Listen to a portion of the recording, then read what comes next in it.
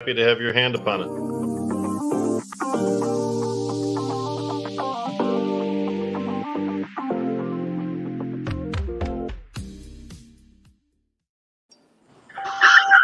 I think that was actually timed properly this time around. We'll to look at it again and see.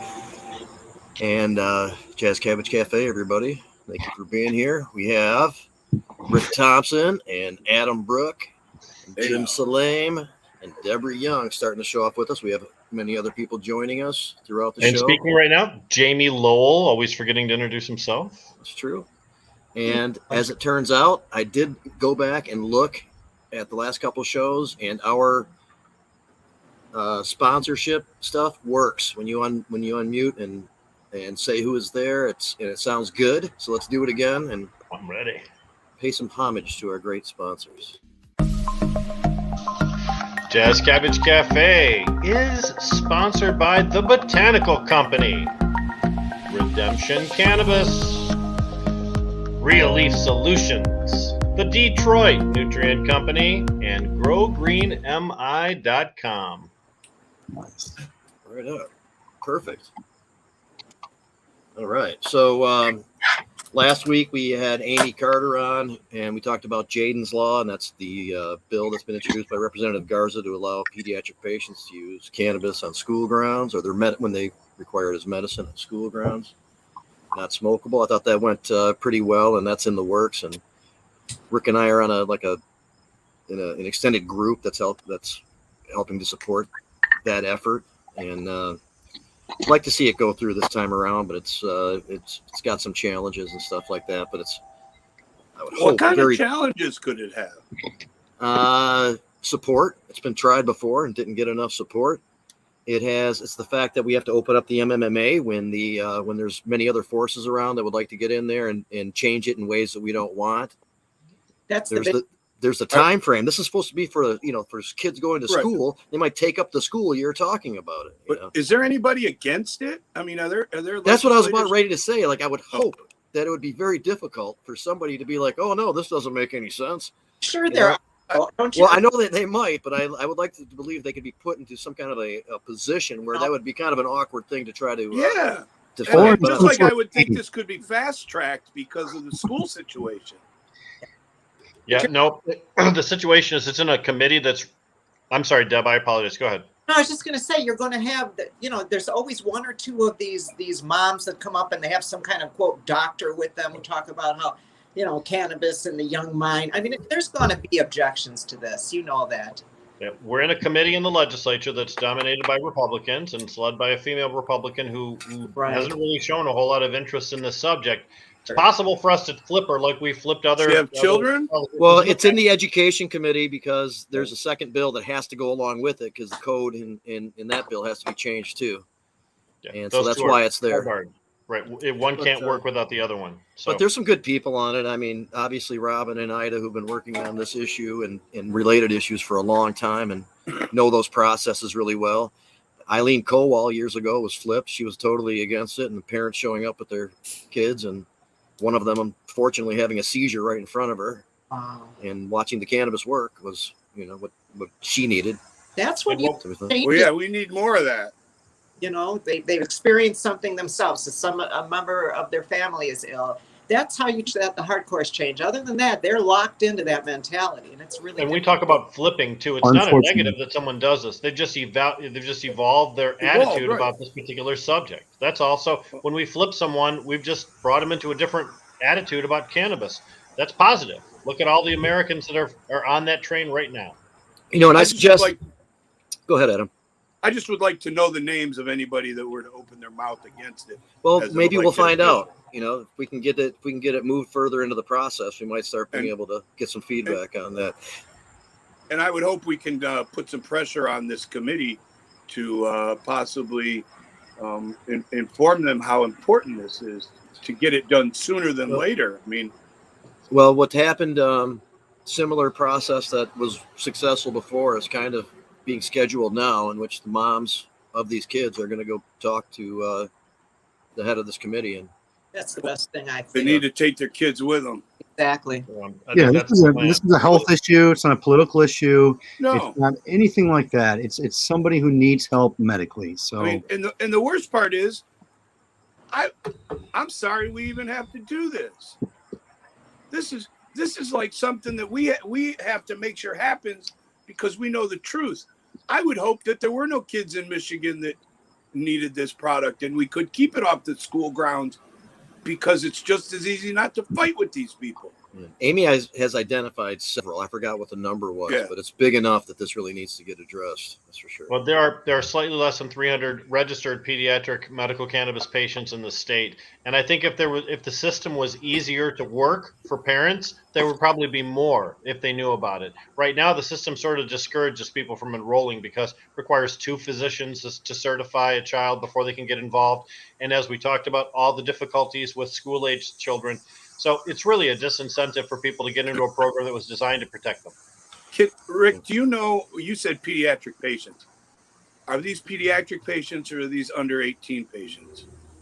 Do you know that? Under 18, because that's by law. Under 18, you need 2 Under doctors, 18. and the No parent problem. has to be the caregiver. The only reason I ask is because knowing that now, it's 300 and some, you said, I would tell you that number is somewhat disingenuous because That's registered. Correct. No, I understand. But I'm just saying that every 16 or 17-year-old kid who has the permission of his parents who could figure out how to go. Right. There might be many that are unregistered. That's probable. To not get in trouble because they knew that would be the best thing for their kid. Well, especially when they see the trouble that some people have gotten. Correct. And don't get me wrong. That is the purpose of a card. I mean, to get that exemption. So I have no problem with that. But I just like to point that out because there are people that are using this system, maybe not the way it was intended, but they're using it for the positive outcome that it brings them. Right. Well, let's really hope that's true because what we've learned over the last 12, 14 years since we've had medical, it's been a world of information. And if people are opening their mind to that, they should really believe in the cannabis medicines and not really see a need for a doctor to say that I have to have this certification in order to use it. So there's a lot of people that are so comfortable with medicines now that registration process seems secondary. Hey, so hopefully we get cannabis like tomatoes someday and that, industrial hemp doesn't have these stupid restrictions on particular percentages of stuff. You just designate plants that you're going to use industrially and not worry about, unless you need to, what the composition is of components inside of it. So we get there. It seems like there's incremental moves forward. And if the truth of cannabis continues to emerge, then there's going to be no reason really to have these huge restrictions on it in the future. It's all about re-education. So so today, later on, though, we're gonna discuss a few things. It's going to be kind of a packed show. I'm kind of looking forward to most of it. We're going to discuss Eddy Lepp as we did last night on Medical Mondays, and Bobby West, Uncle Stoner, really wanted to make sure that we set aside a good segment for that. And John Sinclair is going to come on and talk about his foundation, but he also mentioned that he wanted to stick around and pay some tribute to Eddy Lepp, who was a friend of his. And unfortunately, I thought he already knew that he passed away. And when I was talking to John and talking about the show, that's when he learned about it. So he's kind of bummed out. Yeah. John doesn't do social media, so he wouldn't have seen any of the social media posts. And to be honest, I didn't think to call him and tell him. But most of the time, until it's published in the New York Times, the Detroit Free Press, or the Detroit News, he's not going to know about it. Which would bring me to the point: if anybody is ever going to see John Sinclair, make sure you ask him if he got his papers for the day, because if he hasn't, it's your responsibility to pick them up. Yeah, we were on our way to get some the other day, and then he got a call from his daughter saying that she had just picked them up. So we averted the stop. Vaccine, she said that, wasn't she? And she said, "We already got the papers today, Dad." Yeah. Right. We're like, yeah. Yeah, it's a triple espresso in the papers. So. Well, what a nice thing to have a routine, right? Isn't that kind of comfortable when you have a normal, regular? He has a routine like no other. Well, he's not against breaking that routine every night. No, not at all. That matter of fact, we used to live in Amsterdam together. He used to wake up every morning and he'd lay down on the ground and he'd do this whole stretch thing and he'd get all, he'd stretch. He'd do his stretches in the morning. And one day, like a good old man, good father, he said, "Hey, man, why don't you come down here and try this?" and I got into his routine a little bit, and you know, I mean, we hung out all day. We did the same things, went to the same places, but I didn't get up and stretch in the morning. He did, and he got me into that for a while. Of course, now if I get on the floor, I won't get up, so I can't try that anymore. But, yeah, a few more years on a lot Yeah. of us, fortunately. So Well, and then, hello to Heather, Brian, Carrie, Tony, and Michelle, who are commenting. Thanks for joining us today, and all the others who haven't commented yet. Thanks for joining us. yeah. So also then, and I brought this up last week.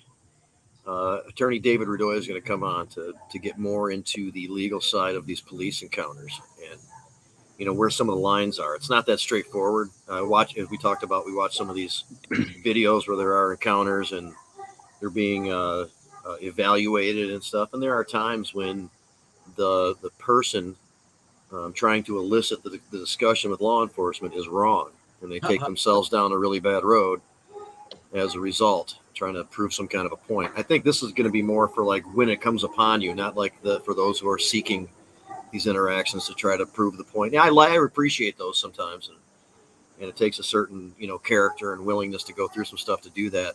But when it's done in the spirit of really trying to determine, you know, if the rights are being respected, if the police are poised to understand where the line is for civil rights and, you know, that kind of stuff, it's really interesting.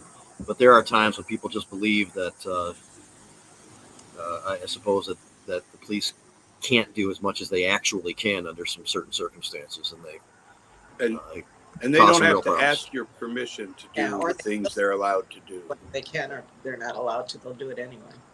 Just two things about David Rudoi. Rudoi is my personal attorney in the past. That's wonderful. And I believe today is his birthday. Yes. It is his birthday, and we'll say it to him when he comes on. You didn't get a cake? Happy birthday, David. I did not, you know. No, all right. I thought maybe it'd be difficult to virtually share it with him, so We could watch you eat it. We could. Yeah. That would be pretty cool. That'd be cool. I'm sure everybody would. Are we still talking about cake? Yeah. Who was the you in that conversation? I guess whoever's being watched, but he also is a longtime attorney who's been an activist, who supported this cause, who's been a criminal defense lawyer for a lot of people who've got in trouble for cannabis stuff, who helps out other businesses through the processes for the industry and all that kind of stuff. So was he on the board of MI Legalized, Jamie? I believe he was on the board of MI Legalized. Yep, definitely was. One of our 3 or 4 or 5 lawyers that were on that board.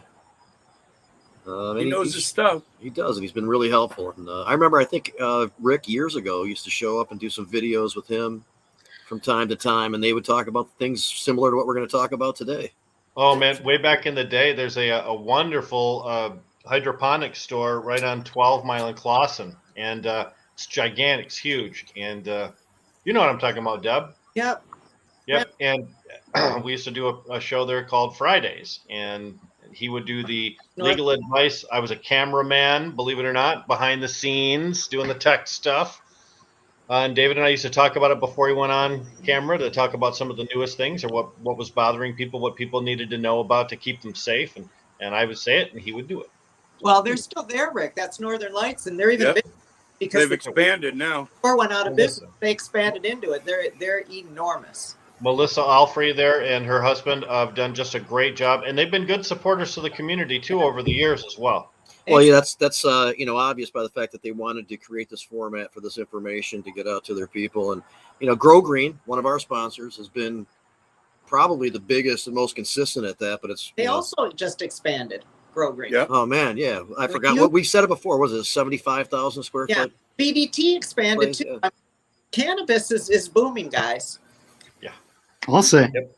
And you know, the success of Northern Lights and the success of Grow Green MI is all based in part to home cultivation of cannabis, which needs to be protected. That's right. No reason to peel back anything that's already there. Yep. And as a former grow shop owner, the one thing I can tell you that's missing from all of these discussions, and you guys bring some great guests on, and you know, not to belittle any of them or anything, the truth is known by the guys that own the grow shops. They know exactly how many growers out there. They know exactly how many plants are being grown. Yeah. They know everything. Yeah. I mean, you know, and you can talk to these guys. And I can remember when I started ordering pots by the pallet as opposed to by the string, we called it, because they used to put so many on a thing and put a string through the bottom and tie them all up. So eventually you start ordering pallets of those things. Why? Because your customers went from guys that had 12 plants to guys that had 72 plants to guys that had multiple orders of 72 plants. And now you got all kinds of craziness happening, and business is booming for everybody. That's one of those pies that there's a piece of pie for everybody, and when it gets so that the pie is almost all gone, they just add more ingredients. Yeah, and it's a continuous. They make a bigger pie, and there's still more for everybody. And it's continuous because everybody's continuous. Right. They're growing, so it's not just a one thing. And the technology keeps changing. Yeah. So awesome. You know, when I closed my store in 2006, you wouldn't have bought an LED light if you really were serious about growing weed. Now, if you were serious about growing weed, you might have bought one to try, but you didn't expect anything from it. Now these guys are pulling out their 150, 200 light grows and replacing them with LED light. Yep. Cooler. So, you know, things have changed, and they changed drastically, quickly. And they know what's up for that. And you know what? The technology is fantastic. The way that we've incorporated tools from other industries has also been just amazing. I was at a grow just the other day down in Luxury Louds grow in Detroit. They have these gigantic, huge, long racks full of plants. Got to be thousands and thousands of pounds. Guy grabs it with one hand and just moves it, slowly pushes it aside so that we could get through, because everything's on such pressure treated ball bearings and everything that it all moves so quickly. Right. This is other industry technology being utilized here, and it's wonderful. It's so good that you don't use the there is no automated moving, because if you had that on a button and a machine moving it and it jammed, you're in trouble. But that thing moves so easy. I know those trays. I've been there many times, and it's fascinating what we're using now and how we're using technology to optimize what we do. There's nothing better about it. You're just optimizing what the plant can do. And that makes all the difference in the world. And as soon as you make it easier on the grower, it takes it to the next level. Well, we have to protect caregivers so more of this can go on. And there's so that's a good time to remind people that there is the bridge walk is going to resume. Not necessarily normal, normal supports it, I believe, but not necessarily like the one planning it. Ryan Bringle has kind of stepped up and has put that in motion, and it's to remind people of this very issue, that they are under attack again, and that we don't want to have to peel back anything that's been achieved, and there's no reason to. Botanical Company's going to help support and sponsor that day. And then there is the rally on the 15th. Also, Ryan helping to organize that. At the Capitol. At the Capitol steps. I'm assuming high noon. I don't know. Lobby days are being planned for that also. Michigan ASA, I believe, as well as Michigan Normal, perhaps are participating in lobby day. And then several days after that, I heard another group mention that they were lobbying as well. So I think maybe the Freedom Coalition might be. I believe the rally starts before high noon. I talked with Ryan. Okay, today. So 11. Okay, all right. I think it's at 11, and throwing out a guess. Yeah, and we had a nice long talk today, and I can tell you, as a guy who has put on many rallies where you're bringing all kinds of people together that don't necessarily agree with each other, but all have a common interest, he's really got a good handle on this. So I'm looking forward to it, and I certainly will be there and encourage anybody who thinks that they. I mean, to me, it's real simple. If you think that marijuana is good and the laws are good, come out and support that. If you think change needs to be made, come out and support that. If you're against everything we do, come out. I don't care. I just want to see people there. So, you know, there's no reason not to be there. It's Lansing. It's the most amazing, you know, quiet, peaceful place you're going to hang out. The cool thing is the state police are going to come out, look around, and go back inside. Yeah. So they don't care if you're smoking. We're kind of proven not to cause much of an issue. Smoking weed. Happy now, 420, everybody. Yeah, 420. Well, thank you, Jim. Happy 420. Yep. The MCMA is still at it. You know, get these reports from time to time. Just heard about some of the policy stuff from one of their members being shipped around, which has to do with the, you know, heavily regulated system, and, you know, not as blatant as the language that we showed before, but definitely paralleling those kind of statements. And it's important to take this opportunity and have another angle at, you know, and letting some people know, whatever kind of press we can get, whoever might be around, you know, that there's the line there. And they should take it seriously. If you're going to go, you should make an appointment to go see your legislator that day, even if it's just to stop in and say, hey, man, I came out to smoke a joint with my people on the steps and to, you know, do the rah-rah-rah, and I'm in town. So I just wanted to meet you and say hello and let you know I'm here. Yeah, let's not be smoking joints on the steps of the Capitol building. A little different than the hash bash. You maybe given a pitch for a different event there, Adam. We're not smoking on the steps of the Capitol building. Well, I will be, but you guys do what you want. I mean, I do what I want where I go, and I ain't worried about it. The point is, they don't care either. Nobody cares. It's like amazing what's happened in Michigan, and how respectful they are.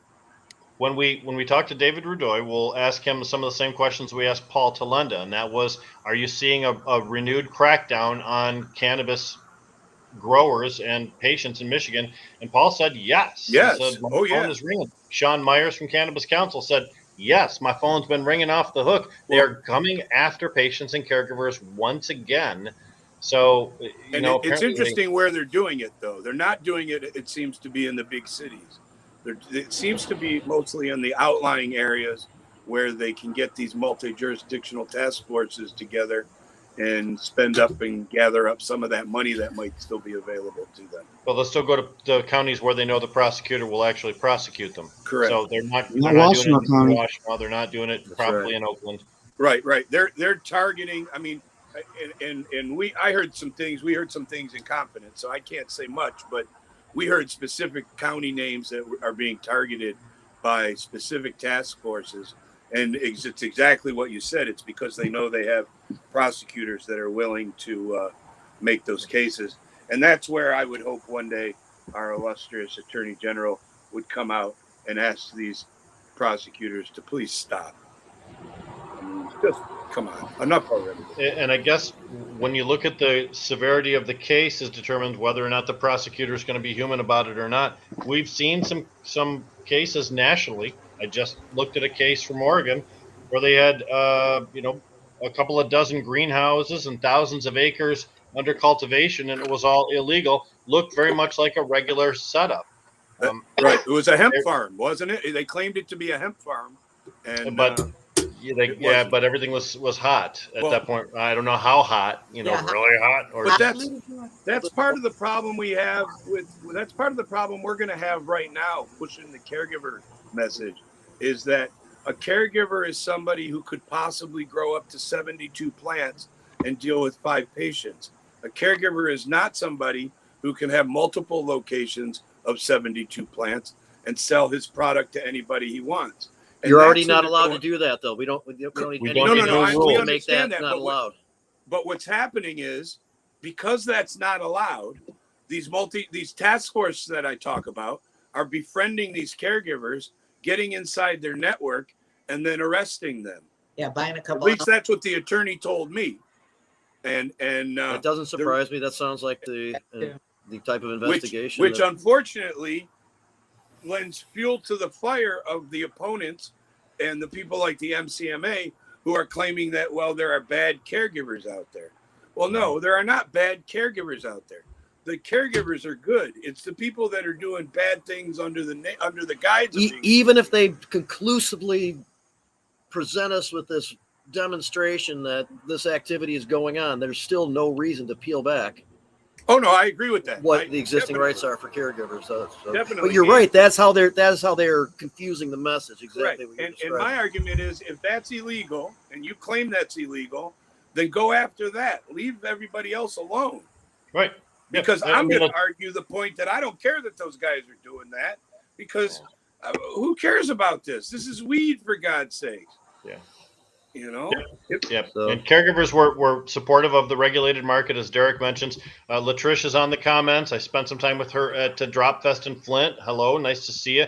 Jamie and Mary and Susan are also here too. Thanks for joining. But yeah, the fact of the matter is there may be some people hiding underneath the guise of the caregiver network in order to make a big splash. And if that's the case, then you have all the investigative and prosecutorial tools you need in order to take that down. And if you discovered something like that, even in Washtenaw County, Ellie probably still going to prosecute that case, because now if you really care about it, do it in a civil way. Don't run in with and the issue tanks and guns and shooting dogs and shit like that. But the prosecutors should not be pointing this out as bad caregivers. That's not what they are. Yeah, right. No, they like to paint us all with one brush. It's a tangible thing that they can attack. Correct, it is. Yeah. Just like untested cannabis is not harmful. So when I hear these organizations that we may agree with, and these people who lead them come out and say that, yeah, they're all for having tested cannabis from caregivers entered into the metric system, I point out the fact that those organizations are against. They feel that cannabis is dangerous. Otherwise, they wouldn't bring up the testing, because we all know that testing is unneeded for health reasons. There is no harmful cannabis out there that we all know of. I mean, I don't know if anybody's seen any or ever heard of any. Yeah, no. It's by the way, the processed products, is the issue with the vitamin E oil and stuff like that. So. There's been some. Are you guys all aware of the Pursuit of Justice PAC that Ellie Savitt and his assistant Victoria Burton Harris started? That's a PAC that they're trying to get people to understand the particular candidates out there that are, working right now as legislators or there will be on ballots. They're finding the ones that have commitments to this sort of thing. So that's something to look out for. The Pursuit of Justice with Ellie Savitt. And right now they've endorsed the Gabby Santiago Romero for City of Detroit Council District 6, Jason Morgan for Michigan House District 53, and Mikkel Goodman for Pontiac City Council District 3. And he's going to be on next week, actually, I believe, Mikkel. And Jim, something you probably have not heard about yet. The Ann Arbor City Council unanimously decided to make September entheogenic plant and fungi. I'm very well aware of that, and it's awesome. Yeah, we are very excited about it. The whole month. It's awesome. Well, we talk about some of the threats that face the caregivers nowadays. We've talked about some of the big statewide threats. One of the biggest threats comes from municipalities. I mean, Ann Arbor is wonderful. They're designating entire months to celebrate psychedelic substances, but other cities are cracking down on caregiver operations and making moms and dads who are providing cannabis for their sick child, making them have a significant disadvantage, or maybe taking away that option from them entirely. In case you don't know, a pediatric patient can only receive medicine from their parents. Their parents, at least one of them, must be named as their caregiver. So when you screw with caregiver rights, you screw with the rights of the parents of a sick child. And damn you to hell for that. When you interfere with that, damn you to hell. Well, and it's somewhat disingenuous, because these people are doing this under local ordinances that if they spent as much time on the other local ordinances in their communities, they could actually make a difference in their community. Instead, they're going after something that affects very, very few people, and I just see it as a low-hanging fruit for them. It's easy for them to get into the paper. It's something that the Municipal League in 2008, when we passed medical marijuana, the day it passed, the Michigan Municipal League issued a statement with a bunch of ways that these people could, in local communities, could affect change and stop cannabis, not bring it into their communities and do it the right way, or a way that would work for everybody. But they were anti-cannabis right away, the municipal league, which, you know, I mean, I understand the fear these people have because they're uneducated, but when we go to re-educate them, they don't even want to hear it. Most of these places have made up their minds long before we ever get to the reading of these proposals. And fortunately, in some of these communities, we've been able to make change once they started reading them into their, you know, process. But most of these places, they've already got their minds made up. They're going to do whatever they can to block this. And, you know, we got to fight that. And the locals need to fight it. You know, to send Jamie Lowell around the state to all these different communities to preach the gospel, that helps. But that's not the same as the neighborhood coming out and saying, wait a minute, we elected you and we don't have any issue with this. Most of the places where we've had support over the years municipally, we've had local partners. It's difficult to come from outside and force your opinion on people who are already pretty firm. I agree. And when I do get involved, I mean, oftentimes Rick's working with me on it too. So he's around. We take that approach and we identify who is there locally that we are working with in order for that presence to be a part of the conversation. Yeah, That's crucial. necessary. It's crucial. Yeah. People don't like outsiders coming in. It's crucial to have the townies involved. It should be their issue anyway. I mean, you know. Well, I can see these communities doing what they're doing. I understand where they're coming from in some of these communities. The question is, are they willing to talk? Are they willing to sit down with us and let them explain maybe why they might want to make change? I got to tell you, it's difficult to sell when you're in a city that voted for the 2008 medical law and then voted again in 2018 for the recreational law. For a city councilman to tell you that they don't want businesses in their community when the last two times they censused the people, they said thumbs up, buddy. Right. It's impossible for them to say that and be right, but yet they still keep those positions. It's like it's 2007 still with some of these folks. Yeah. Right. I pointed out to the city of Ann Arbor. Of course, my house was raided a week later, but I went to a city council meeting and I pointed out that, you know, I don't know what it was, 35,000 people voted yes, and more people voted yes than had voted to elect all these council members. Yeah. And they didn't vote yes. And that's the other thing. Some communities, it was really close. Some communities it lost by 1%. But the reality is that in communities where it was a winner and a clear winner, for any of these elected officials to come out against it, they represent the people. They don't represent themselves. It's not their opinions that are important. You have to remind them. They have to be reminded because they do that all that shit. And I've said repeatedly that if we're going to have to go and get local ballot initiatives to make change, and we're out there collecting signatures to make some of these changes, then we also need to be collecting signatures for recall petitions for some of those elected officials who actively fight against us. Well, and you know as well as we do that recall petitions have to be initiated by a person that lives within the jurisdiction of that particular person. So again, we're back to the whole needing local support thing, which was your point, Adam, and it's well made that without someone willing to stand up and put their fist in the air locally, all of our outside support isn't going to help very much on the municipal level. Jen Bronson, I don't know if she's watching the show or not, but she's been running around to different places, taking on the Chippewa group down in Macomb County and helping out with Vienna Township and Flushing Township. And along the way, she's asking if there are local people that want to work with her there too. She understands this issue too. That's crucial. But they're few and far between when we find someone who has that kind of drive and energy and that kind of commitment too. Because let's face it, when you advocate for marijuana law reform, you have to be used to hitting the word no. People tell you no all the time, and you're going to hear 6 no's before you get a yes. So if you're the kind of person that peters out after the second no, I appreciate your help, but maybe someone else should be, riding that shotgun. Anyway. So what time do we get Mr. Rudoi at 4:30, Jamie? Yeah, and he's coming on right now. how good I am. There you He go. struggled to hit the link for a couple of minutes, so he's just a lawyer. Give him a break. Here he is. Wow. Just the That's lawyer. what the lawyer has to do. Sure, his It. clerk helped There him he out. is. David Oh, Rudoi, he figured and- it out. Happy birthday. Yeah. Happy Happy birthday. birthday, David. Thank you. Sorry, Yeah. you Happy texted it birthday. to me, but I had a few texts in my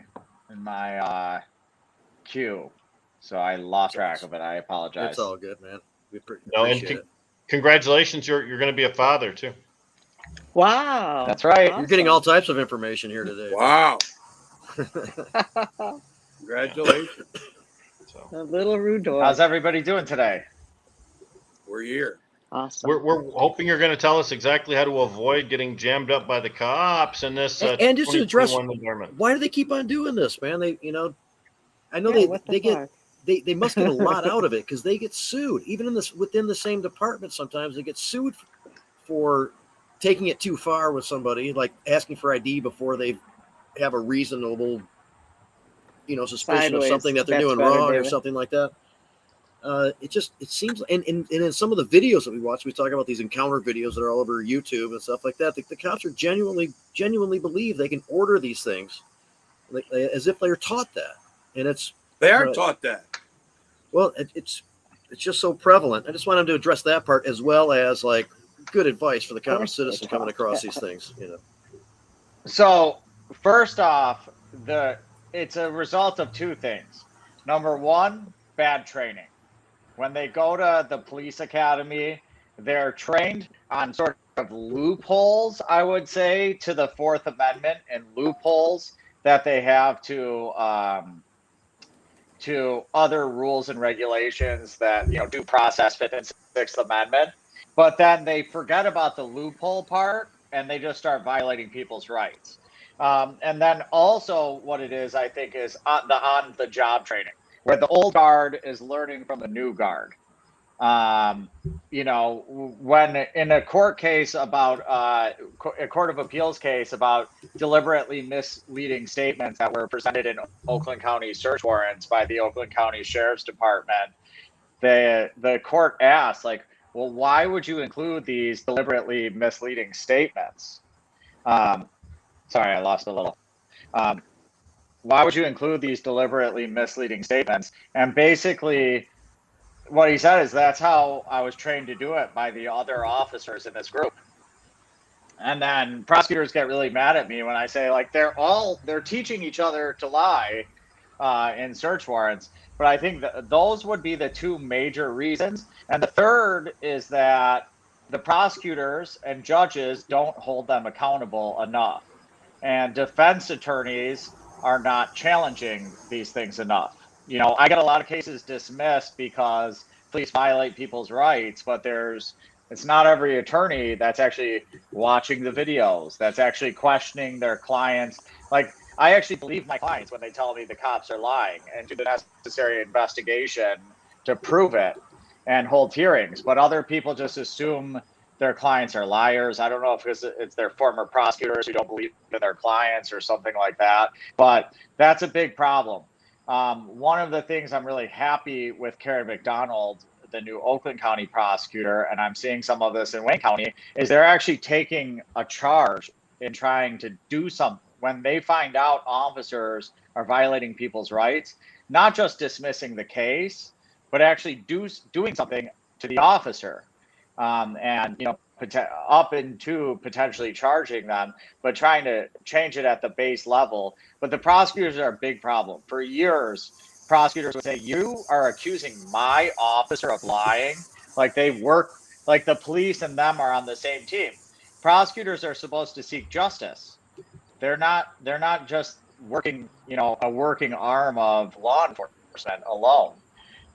So those are big problems. I guess regarding your question on what to do, what's the context? Like, what sort of situation would you like me to discuss? How to So that line, there's this a lot of the conflict that I've seen, and what happened, and that kind of spawned this here for this discussion here was this case that took place on the west side of the state in Wyoming with a real estate agent showing a house to a prospective buyer, and a neighbor thinking that looks suspicious, police showing up, throwing them in handcuffs before determining that anything's going on. That's one example. There's before determining anything's going on and being able to describe that, detaining people, asking for their ID, stuff like that. These lines where the police try to take it really far and where people should be aware of where their rights are. So I don't know if that's too fuzzy for you, but that's a common scenario. It's a little fuzzy, but I think I can kind of hit on a few different key pieces here. Number one, in Michigan, under the case of People v. Moreno, it is legal to resist illegal police conduct, right? So what that means is, like, if an officer tells you, to get on the ground and put your arms behind your back, and you've done nothing at all, if I proved that in court that they didn't even have probable cause or reasonable suspicion to do so, any conduct you did would be legal. But that usually requires me going to a trial to show the cops are liars, and that sort of thing. So the first piece of advice I have is ask the officer, are you ordering me? If the officer says, yes, they're ordering you, my advice is to comply with their order. So you can never be said to be resisting and obstructing. I once lost a case, one of my 3 trial losses that will stick with me for the rest of my life, where the jury found my client was not guilty of spitting in a cop's face, but guilty of pulling her arm away from the officer when he went to arrest her for a crime she didn't do, which makes no sense, and bothers me to this day that I have that loss to deal with, and my client still has that record. But the point is, even if you don't feel like the police have the right to do what they're doing, if they tell you it's an order when you ask that question, my advice is just do what they're telling you to do, follow their order, and let the lawyer come in at the end and get the case dismissed without the added resisting and obstructing felony, because resisting and obstructing is so easy for them to prove. All they have to prove is a lawful order and you didn't follow it. And because at the time you're probably not 100% sure if it's lawful or not, and generally resisting only equals you getting tased or beat up anyways. It doesn't usually turn out well. I would say comply with that order. Number 2, like those lawyers out of Texas always say, which I think goes a little too far, but shut the fuck up. Generally, talking at the scene of any of these incidents is not going to help you. You can be friendly to them, but do not discuss any particular facts of anything that is, do not discuss any particular facts of anything that is being accused. You can talk to them about the coffee they had this morning, or, I understand you're just doing your job, officer, or whatever. It's small talk, but do not discuss any facts. If you're a medical marijuana patient, I think it's important that they know of your immunity from arrest, prosecution, and penalty in any manner, and that you do tell them, I am a valid Michigan medical marijuana card holder, and present them with your cards and your ID, because those are 2 things that if you present those and you're under any applicable limits, you're immune. They can't arrest you. And if they do, it gives you a lawsuit. So I do think it's important to let them know of affirmative things like that, but not if they ask any other questions past that. The general line I like people to say is to remain friendly, not like a fuck you, I'm not talking to you, copper, because that's usually going to result in them acting pretty mean towards you. But something more like, officer, I would love to talk to you. I would love to. I really want to say my side of the story here. However, my asshole attorney would kill me if I talked without him being present. So if you don't mind, let me give him a call and we'll set up a time to talk to you. And so let me be the asshole. Let me be the asshole who calls the cop and says, of course, he's not talking to you. We're not stupid, but generally, or make any statements, because the statements I make, I could be mistaken. And those don't necessarily, most times will not come in against you. But the statements you make will come in. And if for any reason you misword something, you misconstrue something, and then you have you use something at your defense at trial or at any earlier stage, they're going to use those statements to contradict you, use those statements to try and show your guilt. So those are the general kind of most important things. Go ahead. Police actually have the ability to not be honest in the way that they speak to you in the pursuit of trying to obtain information at that point, right? You don't have the legitimate reason to trust anything they say other than the name that's on the placard on their chest, right? I wouldn't trust that either. 100%. Everything that an officer says generally, especially in the course of an interrogation, is meant to manipulate you, is meant to elicit incriminating information out of you, is meant to sometimes trick you into saying something incriminating that you don't even mean in the context. And they are 100% allowed to lie. You know, if I arrest Jamie and Rick, you know, put them in separate rooms, I can say, Rick told me, Jamie, that you're selling cocaine on the corner, you know, and then Jamie's like, Rick's selling cocaine on the corner, you know, and it could have been a complete lie.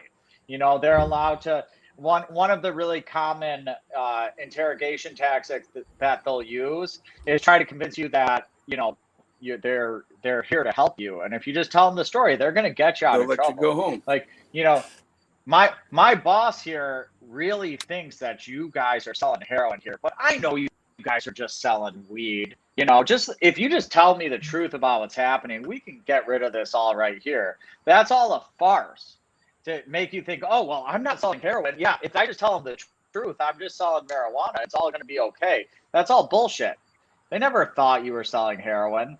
And so that's just one of the many interrogation techniques. A lot of times they'll use two officers, so they good cop, bad cop it. You know, Jamie comes in and says, you guys are selling heroin, you pieces of shit. And Rick goes, all right, back off, Jamie, back off. Look, I know you're not really selling heroin. Just tell me, you know, it's just weed, isn't it? We don't really care about weed at all, you know, or whatever it is. But these are techniques. But the easy way to avoid all of that is, officer, I'm happy to talk with you, but unfortunately, I'm not going to do it without my lawyer present. That's the advice I was given. And they'll always say to you, you know, why, if you didn't do anything wrong, why do you need a lawyer? They'll say that all the time, like only guilty people need lawyers. And you say, sir, I'm not guilty of anything. However, I don't want anything getting misconstrued. I want my constitutional rights upheld. And the advice my attorney gave me is to never make any statements without him. I'm happy to talk with you, but not without him. You know, once you say those magic words, it has to stop there. They can't keep trying to push you to talk. Arguably, even that statement of why do you need a lawyer and then pushing you would probably get the case dismissed anyways. But let's be extra safe and just not talk. You know, I mean, it's very simple. Don't talk. Follow lawful orders.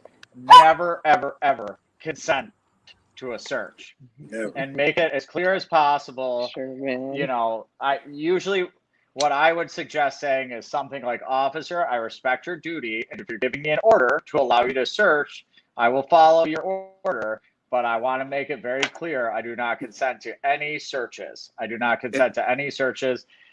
And you know, just in the context, because we have a lot of people who might engage in the use of cannabis and sometimes drive vehicles, but never, ever consent to any roadside field sobriety testing.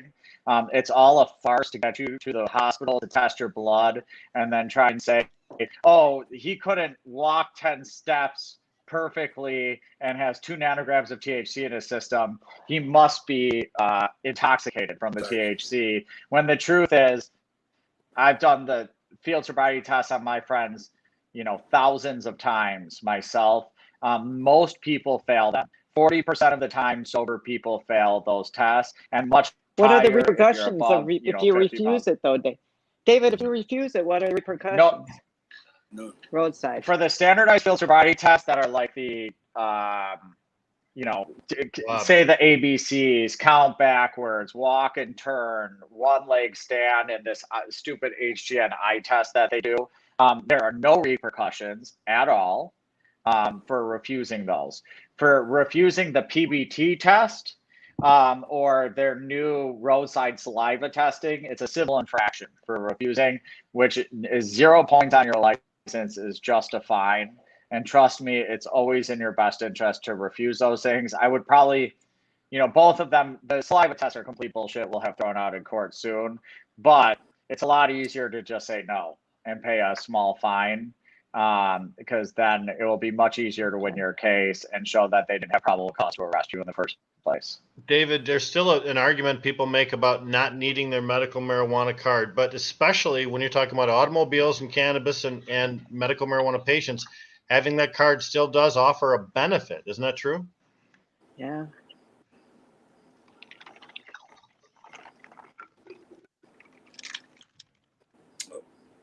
You glitched. David. And patients typically in a lot of good stores like the Tanville Company, if they have to buy on the adult use side, they'll have the 10% excise tax waived. Right. But what we're really talking about is the content of your bloodstream. And if you have a medical marijuana card, then your court situation might be a lot easier should you get in a law enforcement jam. Attorney David, right? Yeah. It's good.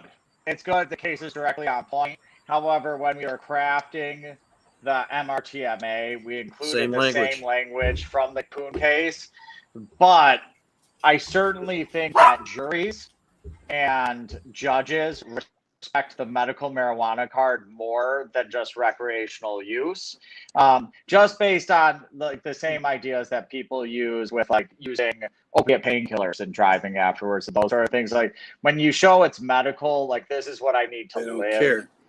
I think that it's still, I would rather go to a jury trial with a card holder with 10 nanograms of THC in their system than a non-card holder, even though in my opinion, legally it's the same. I think people don't look at it the same. And people in this country now, the support of medical marijuana is at the all-time high. I think I saw it at around 88% the last time I looked. So I just find that when you bring in that you have a legitimate medical card, your need to drive while having it in your system is a bit more respected than if you're using it, quote unquote recreationally, which I'd argue almost all recreational use is medical use, but an actual medical card gives more legitimacy to that claim, and I think makes you look a lot better in front of most juries. Not all, but a lot of juries really, very few people don't respect the medical card now that we have recreational. It's almost like recreational made them realize that medical's real or something like that, because now you don't need a card to be able to use marijuana. So the people that retain their cards are seen a bit more legitimately. So I think that's pretty good. What else you guys got? What about the smell of cannabis being a probable cause instrument when a roadside stop is available? So it's not. I think we'll win that in court all day because we specifically put such rules in there, and it's not per se a crime. However, their argument, and I see this in police reports all the time, is they say they smell freshly burnt marijuana, which is circumstantial evidence of recent use. And I think that is semi-legitimate, especially with the MRTMA saying that it's not legal to smoke in a vehicle. So that also is maybe per se evidence of some other crimes. Wouldn't your marijuana card exempt you from that? Yes, we're talking MRTMA versus medical I understand, card. but as a card holder, you literally, based on the law the way I read it, would be exempt from any law that says you can't roll down the street smoking a joint. The problem is you can't be intoxicated. You can't be at a deficit. Unfortunately, Adam, I wish I didn't have to disagree with you on this, but there's a case came out of Lansing, and a friend of mine who's now a judge won and said that a car is not public because the medical marijuana act does.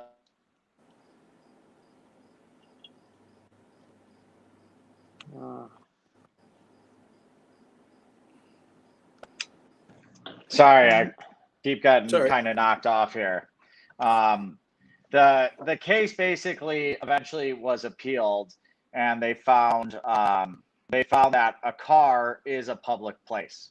And because you're not allowed to use medical marijuana in a public place, even though your car's a car, at least on public property that's driving on public roadways, is considered a public place. So we're not allowed to smoke weed in our cars. But you would have to be observed smoking weed, correct?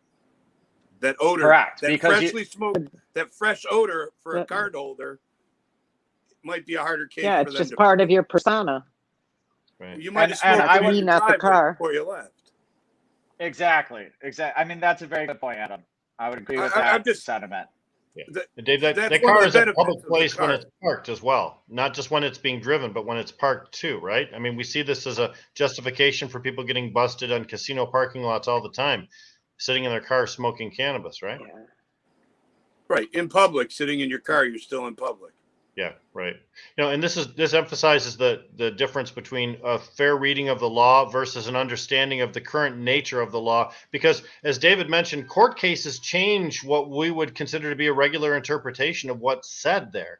In 2009, we thought we had a great idea of exactly what the medical marijuana law said, but the prosecutors had a different version and the courts had a different version.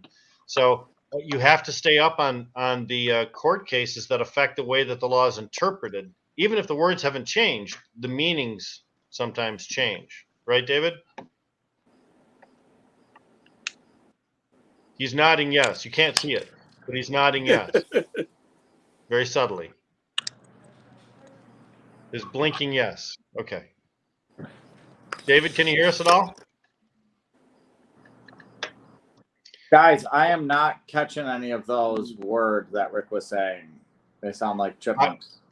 Okay, I was just I was just saying, David, that this is why you can't trust a reading of the law to understand the nature of the current state of the law. Court cases change our enforcement actions and our understanding of what the legal parameters are. So just reading the 2008 medical marijuana law doesn't tell you exactly how John Q. law and how the prosecutors are interpreting it. That's why you need to rely on attorneys who stay up on this particular area of expertise, right?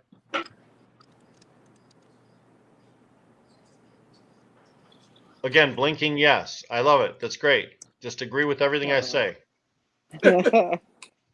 See? There's more yes. I am positive he'd be agreeing with you, though. I think that's... Yes. Well, he is. You just don't understand the language.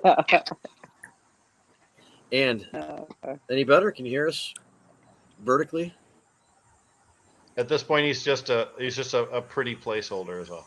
So, and he does have to go at 5. So I'm sure he'll try to put up with this for a couple of minutes. David's not old enough for this type of technical malfunctions. I mean, that's the main reason. David, go get your wife. Go get your wife. Go get your wife. She'll figure it out for you. Guys, unfortunately, I'm having technical problems. I can hear you, Deb, but Rick's not coming through clear to me. Yeah, of course, because I know how to operate this shit. Rick does not. What? Now you're doubting me because of Dave's failure? Oh, guilt by association. Guys, I gotta jump off. I really appreciate you guys having me on, and it's good to see everybody on my birthday. I'm really happy I got to spend a little time with you guys. Yeah. Thanks for coming. We'll do it again, man. Thank you. Birthday, man. Peace, guys. And congrats on the new baby. Thank you. Have a great day. Wow. Yep, that's the best reason to Seems get like all pregnant these nowadays. great To have a minds young one have to trouble teach you with technology. Right? Yeah, well, this is what I'm saying. All the great minds that have come on the show have had an issue with technology, and their women have cleared it up for them. So, yeah. Susan, it's a fact. I'm not making this shit up. This has happened. Yep. Susan took the 3 or 4 things that David said that were important and put them in chat. So if you missed part of it, you came in afterwards, just scroll back up in chat and look for Susan's 2, 3, 4 points that she made. She summarized David's important advice. Yeah, nice job. Thank you. Wade through a lot of important stuff. It's my Susan. So yeah. So Ryan wanted to know if he could smoke. It's great advice. Ryan wanted to know if he could smoke legally at the casino in the smoking area, and of course, only if you cannot. If it's it couldn't be one of these Detroit casinos for sure. Possibly though in the future. Casinos are federal though. That some of casinos. possibly in the future at the Native American casinos. In fact, they're looking, some bands are looking forward to like being able to offer stuff like that. They're the strictest enforcers right now. Yeah. Well, but what I'll tell you Like though, you go to is Soaring that Eagle, they're the strictest enforcers on the. if the native groups are looking for a reason to stand out in the whole wide world of both casinos as well as in the world of cannabis, combining those two together and being the first to do it, that's the way. That's really the way to fast track success, man. I would agree. Even if you create just a smoking lounge next to a casino and then have maybe a covered walkway or a little shuttle service that takes If you go to Soaring Eagle, they make you sign documents when you check in saying that you will not use cannabis anywhere on the property. And there's signs on the walls in your room. So you take them right off the property and then you have a little place for them to do it. But there's a reason, Deborah, I'll be honest, there's a reason why that signage and all that was created. I watched it happen in Las Vegas. Where you know, overnight all of a sudden there was signage everywhere, anti-marijuana, and it's real simple. The masses are asses, and the fact that the law changes overnight, people think they can do anything they want. They think that because the they're law smoking in the rooms and all kinds of shit. They think that the law changed, so therefore they can smoke, and these places are still beholden to, like Las Vegas. It's all about the casinos and the gambling division, and you know, they're not worried about the government, they're worried about losing their casino license. You know, in at Soaring Eagle and these other casinos, people used to run out to the parking lot and think that they could smoke in the parking lot, not realizing that you were under camera, and as soon as you got in your car and lit up, their patrol vehicle pulled around. And famous case from Soaring Eagle about an old man in his car getting jacked up for that. And their argument was, I saw some shit coming down. And I always thought that was funny that the casinos were arguing that the federal government prevented them from allowing that. In the meantime, they're all sovereign nations. But we understand what it really is. Yeah, the native, that didn't get it either. But. And Dawn Ann comments about the recent 420 Expo that was held at the Soaring Eagle Casino, talks about their permissive cannabis policy now. I can understand where if you're renting out and paying, you know, $20,000-$30,000 to the Soaring Eagle let you Casino do all kinds of things, they would be a little more permissive. But maybe they've just changed their attitude now, because we're quoting some old stuff here. But yeah, I haven't been in a couple of years. Better. Yeah, I'd love to hear that it was Easter, because I saw people really get ripped up going through security there. Yeah. That case we were talking about was Mary Chartier's case, and she did a great job of arguing. In fact, this guy was a legitimate patient. By all accounts, he was, you know, inside having fun, standing up for periods of time. So you would come out every once in a while and take a few hits to be able to endure, you know, standing up or whatever he was doing in there and having fun. And he would sit in the passenger seat and not have the keys and all that kind of shit. And, you know, they tagged him.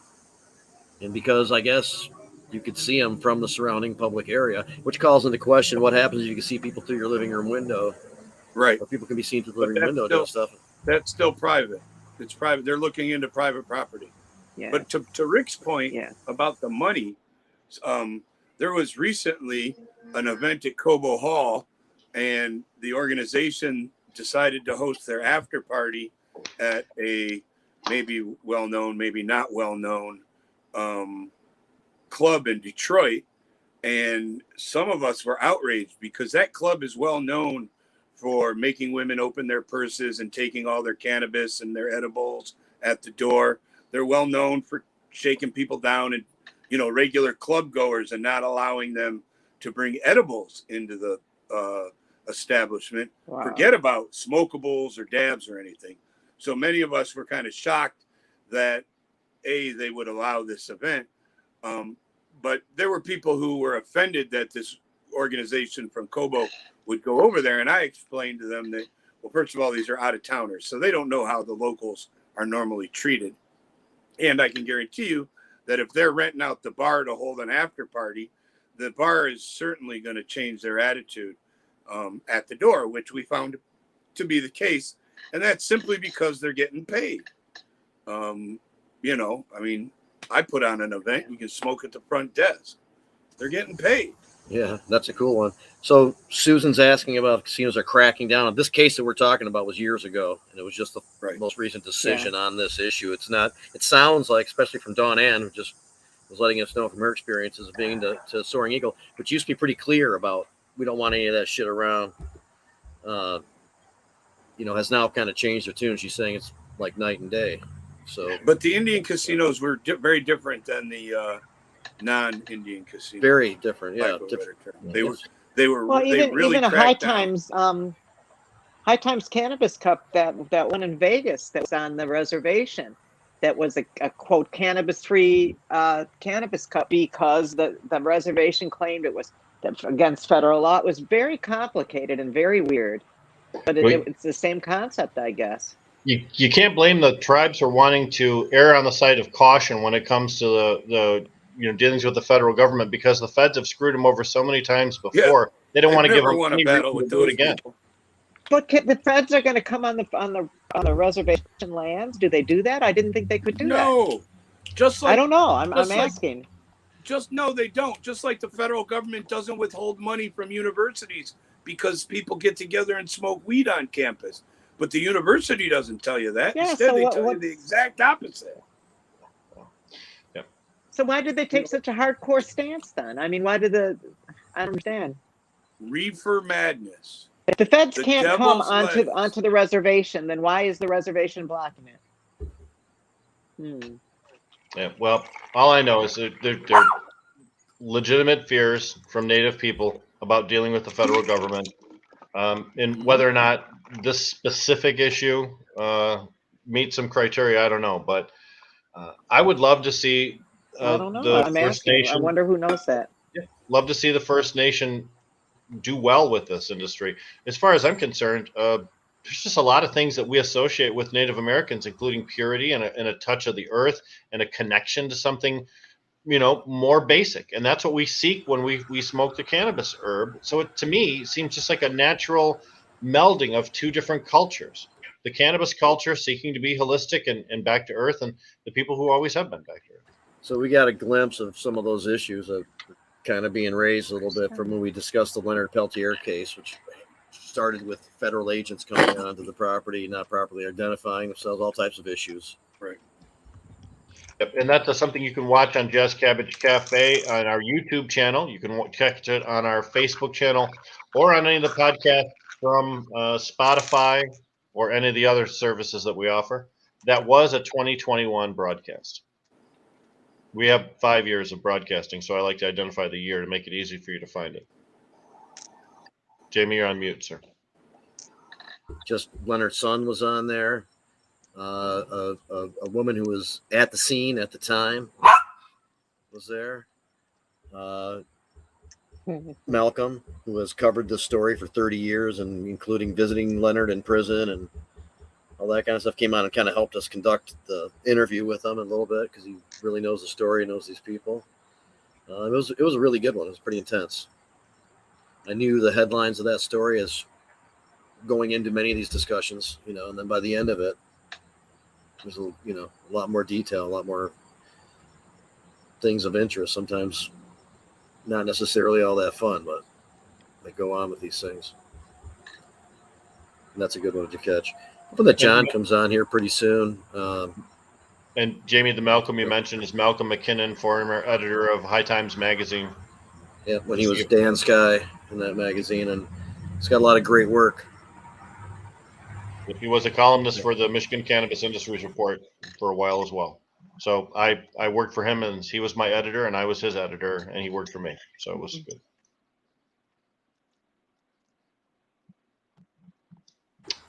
There you go. And So then you said John's joining us next? he is supposed to be. He hasn't yet, so we're hoping that does happen soon. Yeah. Sometimes that's the situation. So maybe he's on a phone call, doing something else, whatever. Jamie, did you send a link to John Schlicker? Because I know he wanted to talk a little bit about Cannapalooza. Maybe we could do that quickly while we're waiting for John to connect in, because it is this weekend. That is true. All right, we'll take a second to talk about that. I was going to bring up something else in the meantime, but let's take a second and see if I can get John on.